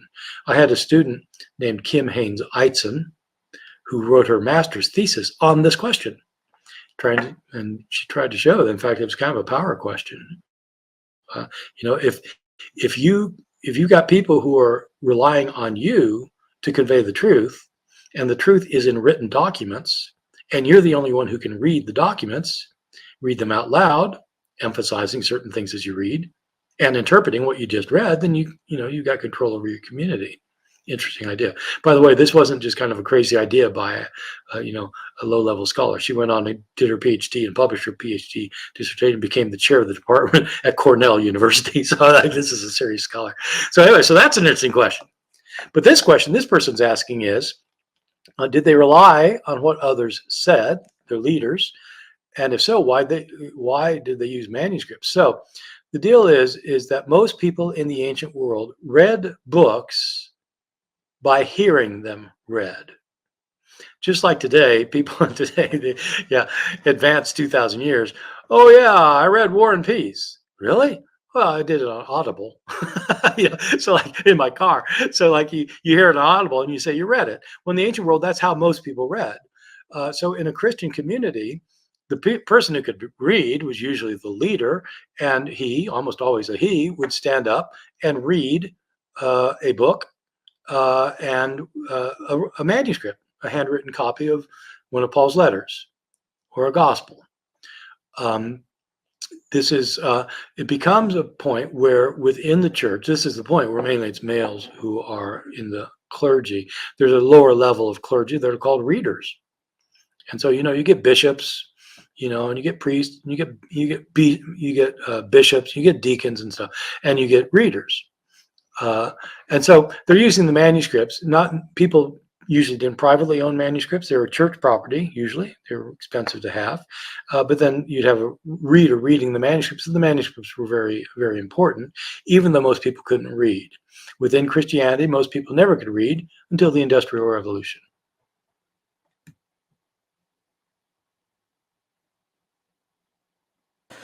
And so my closing question, and then we actually have 2 more super chats again, so I'll take those in real quick. Where is Josephus getting his information from regarding Jesus and James?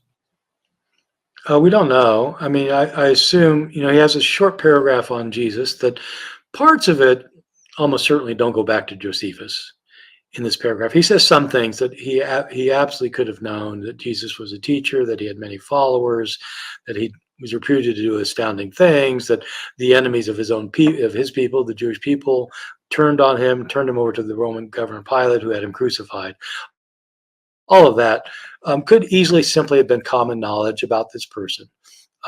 Josephus did research for his work, but a lot of his research would have been interviews with people, and it wasn't like hidden in a closet that there was this man Jesus. He wasn't particularly important, and Josephus doesn't say anything particularly important about him. He talks a lot more about lots and lots of other people. He has longer stories about other people named Jesus, but he does have that paragraph. And then in the later section, in book 20 of his Antiquities, he has a short line about the death of James, who's stoned to death somewhat illegally by the Jewish authorities in Israel when the high priest wasn't around, or when the governor wasn't around. And he says that James is the brother of the one, Jesus, who's called the Messiah. So where does he get this information from? I mean, he got it from where he gets his other information, mainly from oral traditions, probably. When I said that paragraph, most of it probably goes back to Josephus, in my judgment. I think that's the common judgment, although there are dissenters. But there are passages in that thing, like certain things that he says that could not have gone back to Josephus, where he says Jesus was the Messiah, and that he was raised from the dead on the third day, as the scriptures say, that kind of thing. Yeah, he didn't say those things, but probably this was a text that was copied by a Christian scribe, and he inserted a couple things to make sure his reader realized who he's talking about. All right, let's take these two final super chats real quick. Aaron Smith, thank you for your super chat. Bart, I'm a huge fan. If you had to guess, who do you think came up with these stories in the Gospel of Mark? Flavian, Piso, Josephus? No, there's no way any of that. I know there's a book or two out there claiming this. There's no way that this was written by a non-follower of Jesus who was a Roman authority of some kind. The people who've written those books they frankly really just don't know what they're talking about. It may sound like they do, and I'm just telling you, they don't understand Roman history. They don't understand the history of early Judaism. They don't understand the New Testament. They don't understand the history of early Christianity. They're just making stuff up, and it's so much so that nobody even, scholars. My scholars in the classics department who are experts on like Roman history and stuff would not. They don't take it seriously because it's so easy to take apart. So who wrote it? A Christian wrote it. A Christian who is a follower of Jesus. He got his stories from the oral traditions, which is what I talk about in my book, Jesus Before the Gospels, traditions that have been in circulation around the empire for decades. We don't know where this person was living or what his name was. He almost certainly is living in an urban area. He's almost certainly highly educated as a Greek speaking person. I think he was not Jewish because he explains things to his audience about the Jews that shows they weren't Jewish because he has to explain these things. And that probably show that he wasn't Jewish because he explains them incorrectly for Jews. And so he doesn't understand Judaism very well. So I don't have a name. There are 60 million people living in the empire. Most of them couldn't write, but we have very, very few pieces of information about who did write. But anyway, it was some Christian who heard these stories in a big urban area that spoke Greek. And the last one, John Pitcos, thank you for your super chat. In Mark and Matthew, Jesus sheds his blood for the sake of many, but in Luke, he does so for his disciples, likewise in Paul. What do you make of this? I'm not sure what John. I'm not quite sure what you mean by that. That it's just for the disciples. Do you mean just? I don't know. I don't know what you mean by that because Jesus' death is for everybody in all four Gospels and in Paul, but all four Gospels and Paul agree that not everybody accept his death for salvation. So I think maybe you know what, maybe John, since you're not here for me to interview, I think maybe you're referring to the Last Supper, the words in the Last Supper, because Paul and Luke have a similar version of what Jesus said at the Last Supper, and Matthew and Mark have a similar view of what was said. And they're two different views. Oh, they're close, but they're different. And I think you're saying, why was that changed between Paul and Luke on one hand and Mark and Matthew on the other? I don't know what the answer is. But I probably should maybe just let me look at the text here very quickly because I'm not sure that that's part of it that gets changed. In a second, just let me look and see. Right. Yeah. Okay. Yeah. Actually, Mark also doesn't say for everyone. This is my blood of the covenant, which is poured out for many. In Mark. Oh, wait, and then I'm sorry, I've got something on my screen that's interrupting one. He does for. Yeah, I don't know. I mean, I don't think Mark, Paul, and Luke, they have it that it dies. Oh, is it that he dies for you? Maybe he's talking for you, and he thinks that's referring to. I don't know. Are you still with me, Jacob? Yes, I am. Okay, He posted this about a minute ago. He said yes, so I think you were on the right track. Okay. Regarding the question earlier, but yeah. anyway. Okay. Yeah. All right. No problem. Can you hold on a second? I've got something mixed up here with my audio and video. Okay. Okay. Well, if you can you still see and hear me, Jacob? Yes, I can. Okay. because there. Okay, now I'm back with you. Sorry. Well, we're closing anyway, so it's no problem. Yes. Okay. I want to thank everybody for their super chats. Thank everybody for watching the episode, and I will see everybody later. Thank you for joining me today, Bart Ehrman. Thank you for having me. Hello viewers, thanks for watching this video from the History Valley YouTube channel. Please don't forget to subscribe and hit the notification bell. And if any of you wish to further support this channel, please consider checking out this channel's Patreon page and becoming a patron. And or donate through PayPal or through Super Chat during your live stream. Thank you.